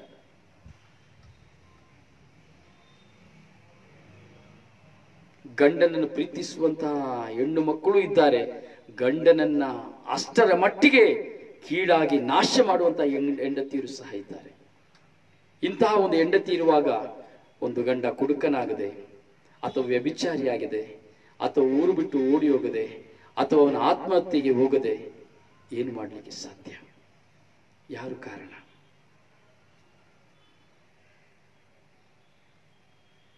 ನನ್ನ ಸಹೋದರಿಯೇ, ಎಲ್ಲ ಪ್ರಶ್ನೆಗಳಿಗೂ ಉತ್ತರ ನೀನು. ವಿವಾಹ ಸಂಸ್ಕಾರದ ವಾಗ್ದಾನದಲ್ಲಿ ನಾನು ವಾಗ್ದಾನವನ್ನು ತಪ್ಪುವಾಗ ಇವೆಲ್ಲವೂ ಸಂಭವಿಸುತ್ತದೆ, ಇವೆಲ್ಲವೂ ಸಂಭವಿಸುತ್ತದೆ ಪ್ರಿಯರೇ. So anyway, so thank you, God bless you. ನಾಳೆ ನಾವು ಸಂಧಿಸುವ ವಿವಾಹ ಸಂಸ್ಕಾರ ಭಾಗ 14, ಎಪಿಸೋಡ್ 14th ಎಪಿಸೋಡ್. ಸೊ ಏನನಿಸ್ತು ಗೊತ್ತಿಲ್ಲ, ಇವತ್ತಿನ ಧ್ಯಾನ ನಿಮಗೆ ಟ್ರಾಜಿಡಿ ಆಗಿತ್ತು, ಕೋಪವಾಗಿತ್ತು, ಬೇಸರವಾಗಿತ್ತು, ಸಂತೋಷವಾಗಿತ್ತು, ಸೊ ನಿಜವಾಗಿಯೂ ಅದು ಇನ್ಸ್ಪೈರ್ ಆಗಿತ್ತು. ಐ ಡೋಂಟ್ ನೋ ದಟ್, ಯಾಕಂದ್ರೆ ಐ ಆಮ್ ಸಿಂಪಲ್, ನನಗೆ ಗೊತ್ತಿಲ್ಲ. ಸೊ ವಾಟ್ ಐ ಸೆಡ್ ನನಗೆ ಗೊತ್ತಿಲ್ಲ, ನಾನು ಎಲ್ಲ ಮರೆತು ಹೋದೆ. ಆದ್ರೆ ನೀವು ಕೇಳಿದ್ದಲ್ಲ ಟ್ರೂತ್, ಸತ್ಯ. ಯಾವುದು ಕಥೆ ಅಲ್ಲ, ಕಾದಂಬರಿ ಅಲ್ಲ, ಎವ್ರಿಥಿಂಗ್ ಇಸ್ ಟ್ರೂತ್. ನೀವು ಮುಂದೆ ಧ್ಯಾನಿಸ್ಲಿಕ್ಕೆ ಹೋಗೋದು ಸಹ ಎವ್ರಿಥಿಂಗ್ ಇಸ್ ಟ್ರೂತ್, ನಾಟ್ ಕತೆ. ಡಬ್ಬಿಂಗ್ ಅಂತೂ ಇಲ್ಲವೇ ಇಲ್ಲ, ನೋ ಡಬ್ಬಿಂಗ್ಸ್. ಯಾರೋ ಹೇಳಿದ್ದು ನಾ ನಾ ನಾ ನಾ ಅಲ್ಲ. ಈ ಸ್ವರ್ಗೀಯ ಯಾತ್ರೆಯಲ್ಲಿ ನೀವು ಕೇಳೋದೆಲ್ಲ ಸತ್ಯ. ನೀವು ನನ್ನ ನೇರವಾಗಿ ಏನ್ ಬೇಕಾದ್ರೂ ಪ್ರಶ್ನೆ ಕೇಳಬಹುದು, ಐ ಆಮ್ ರೆಡಿ. ತಪ್ಪಿದ್ರು ಶರಣಾಗ್ಲಿಕ್ಕೆ ರೆಡಿ. ಸೊ ನೀವು ನನ್ನ ತಿದ್ದಿದ್ರು ಅದಕ್ಕೆ ನಾನು ಒಬ್ಬೆ. ಆದ್ರೆ ನಾನಂತೂ ದಯವಿಟ್ಟು ಇನ್ನೊಂದು ವಿಷಯ ಹೇಳ್ತೇನೆ, ಈ ಸಂದೇಶಗಳನ್ನು ಕೊಡುವಾಗ ನನ್ನ ಸ್ವಭಾವದಲ್ಲಿ ಸ್ವಲ್ಪ ಬದಲಾವಣೆ ಬರ್ತದೆ, ನನ್ನ ಮುಖದಲ್ಲಿ ಬದಲಾವಣೆ ಬರ್ತದೆ, ಸೊ ನನ್ನ ಮಾತಿನಲ್ಲಿ ಬದಲಾವಣೆ ಬರ್ತದೆ. ಅದನ್ನ ದಯವಿಟ್ಟು ತಪ್ಪಾಗಿ ತಿಳ್ಕೊಬೇಡಿ, ದಯವಿಟ್ಟು. ಯಾಕಂದ್ರೆ ನನಗೆ ಗೊತ್ತಿಲ್ಲ. ಆದ್ರೆ ಯಾರನ್ನ ತಿರಸ್ಕರಿಸಿ, ಯಾರನ್ನು ನಿರಾಕರಿಸಿ, ಯಾರನ್ನು ಕೀಳಾಗಿ ಮಾಡಿ ನಾನು ಮಾತನಾಡೋದಿಲ್ಲ. ಹೆಣ್ಣು ಮಗಳಾದರೂ, ಗಂಡು ಮಗಳಾದರೂ, ಗಂಡಾದರೂ, ಹೆಣ್ಣಾದರೂ ಎಲ್ಲರೂ ದೇವರ ಮಕ್ಕಳು, ಎಲ್ಲರೂ ದೇವರ ಮಕ್ಕಳು. ಸೊ ಅದರಿಂದ ನನಗೆ ಬೇಕಾಗಿರೋದು ನಿಮ್ಮ ಪ್ರಾರ್ಥನೆ. Please pray for me, I want your pray help. ಬೇರೇನು ಬೇಡ. ನಿಮ್ಮ ಹತ್ರ ನಾನು ಬೇರೊಬ್ಬರಾಗಿ ನನಗೆ ಹಣ ಕೊಡಿ, ಅದು ಕೊಡಿ, ಇದು ಕೊಡಿ, ನನಗೆ ದೇವರು ಕೊಡ್ತಾರೆ. ನಾನು ಯಾವ ಕೆಲಸ ಮಾಡೋದಿಲ್ಲ. 24 hours ಸರ್ವಿಸ್, 24 ಗಂಟೆಗಳ ಸೇವೆ ನನ್ನ ಜೀವನ. ಒಂದು ದಿನದಲ್ಲಿ 3 ಗಂಟೆಗಳು ಮಾತ್ರ ನಾನು ಫ್ರೀ, 3-4 ಗಂಟೆ ಮಾತ್ರ ಫ್ರೀ. ಇದೆಲ್ಲ ಸಮಯ ನಾನು ಎಂಗೇಜ್ಡ್. ಇನ್ನು ಬರುವ ದಿನಗಳಲ್ಲಿ ಇನ್ನೂ ಅದು ಎಂಗೇಜ್ ಆಗ್ತದೆ. ಸೊ ನಾನು 24 ಗಂಟೆಗಳ ಸೇವೆ. So I don't accept. ನಾನು ಯಾವುದನ್ನ ಆಶಿಸಿ ನಾನು ಸೇವೆ ಮಾಡ್ತಾ ಇಲ್ಲ. ನನಗೆ ಹಣ ಬೇಕು, ಇಲ್ಲ ದೊಡ್ಡ ಬಂಗಲೆ ಕಟ್ಟಬೇಕು, ಮನೆ ಕಟ್ಟಬೇಕು ಅಂತ ಆಸೆ ಇತ್ತು. ನಾನು ಇಷ್ಟು ವರ್ಷದಿಂದ ಸೇವೆ ಮಾಡಿ ನನಗೆ ಒಂದು ಸ್ವಂತ ಮನೆ ಇಲ್ಲ, ಇತ್ತು ಆಸೆ. ಈಗ ಆ ಆಸೆನೂ ಸಹ ನನಗೆ ಹೋಗಿ ಬಿಡ್ತು. ಸತ್ತಾಗ ನಾವು ಏರ್ಕೊಂಡು ಹೋಗ್ತೇವೆ, ಯಾವ್ದೋ ಒಂದು ಬಾಡಿಗೆ ಮನೇಲಿ ಇರ್ಬೋದಲ್ಲ. ಈಗಲೂ 14 ವರ್ಷಗಳಿಂದ 18 ವರ್ಷಗಳಿಂದ ಒಂದು ಮನೇಲಿ ಬಾಡಿಗೆಲ್ಲ ಇದ್ದೇನೆ. ಮೇಲೆಲ್ಲ ಕುಸಿದು ಎಲ್ಲ ಬಿದ್ದು ಹೋಗ್ತಾ ಇದೆ. ಆದ್ರೆ ಹೇಳ್ತೇನೆ ಸ್ವಾಮಿಗೆ, ಸ್ವಾಮಿ ನನ್ನ ಮೇಲೆ ಅದನ್ನ ಬೀಳದಕ್ಕೆ ನಿನ್ನ ಕೈಲಿ ನೀನು ಹಿಡಿಬೇಕು, ಅದನ್ನ ನೀನು ತೆಗಿಬೇಕು ಅಷ್ಟೇ. ಯಾಕೆ ಗೊತ್ತಾ, ಇದೇ ಮನೇಲಿ 18 ವರ್ಷದಿಂದ ಇದ್ದೇನೆ. ನನ್ನ ಮನೆಯ ಪಕ್ಕದಲ್ಲಿ ದೇವಾಲಯ. ಸೊ ದಿನಪ್ರತಿ ದೇವಾಲಯದ ಗಂಟೆ ನನ್ನ ಕಿವಿಲಿ ಬಿಡಬೇಕು, ದಿನಪ್ರತಿ ನಾನು ಬಲಿಪೂಜೆಗೆ ಹೋಗಬೇಕು, ದಿನಪ್ರತಿ ಪರಮಪ್ರಸಾದ ಸ್ವೀಕರಿಸಬೇಕು, 5 ಹೆಜ್ಜೆಗೆ ನಾನು ದೇವಾಲಯಕ್ಕೆ ಹೋಗಬೇಕು. ಇಷ್ಟ ಬೇರೆ ಏನೂ ಇಲ್ಲ. ಆದ್ರಿಂದ 18 ವರ್ಷಗಳಿಂದ ಇದೇ ಪಾಳು ಬಿದ್ದ ಮನೆಯಲ್ಲಿ ನಾನು ಇದ್ದೇನೆ. ಸೊ ಯಾರು ನನ್ನ ಬಾಡಿಗೆ ಕೊಡಿ ಅಂತ, ನನಗೆ ಊಟಕ್ಕೆ ಕೊಡಿ ಅಂತ, ನನಗೆ ಅದಕ್ಕೆ ಕೊಡಿ, ನನ್ನ ಮಕ್ಕಳಿಗೆ ವಿದ್ಯಾಭ್ಯಾಸಕ್ಕೆ ಕೊಡಿ, ಇಲ್ಲ, ನನಗೆ ದೇವರು ಕೊಡ್ತಾರೆ. So please pray for me, ನನಗಾಗಿ ಪ್ರಾರ್ಥಿಸಿ. I want your help. So ನನಗಾಗಿ ಪ್ರಾರ್ಥಿಸಿ, ಈ ಸ್ವರ್ಗೀಯ ಯಾತ್ರೆ ಶುಶ್ರೂಷೆಗಾಗಿ ಪ್ರಾರ್ಥಿಸಿ. ದಯವಿಟ್ಟು ಕೇಳುವ ಸಂದೇಶಗಳನ್ನ ಪರರಿಗೆ ಸಾರಿರಿ. ಸೊ ವಿಶ್ವಾಸ, ಇವತ್ತು ಅಬ್ರಹಾಮನ ಕುರಿತು ನಾವು ಧ್ಯಾನಿಸಿದ್ದೇವೆ. ನಾಳೆ ನಾವು ಮುಂದುವರಿಸುವ. ದೇವರು ನಿಮ್ಮನ್ನು ಆಶೀರ್ವದಿಸಲಿ. May God bless you. ನಿಮ್ಮ ಪ್ರೀತಿಯ ನಲ್ಮೆಯ ಸಹೋದರ brother Rosario Pandavapura. Peace be with you. Peace be with your family. May God bless you. I love you. I love you so much all.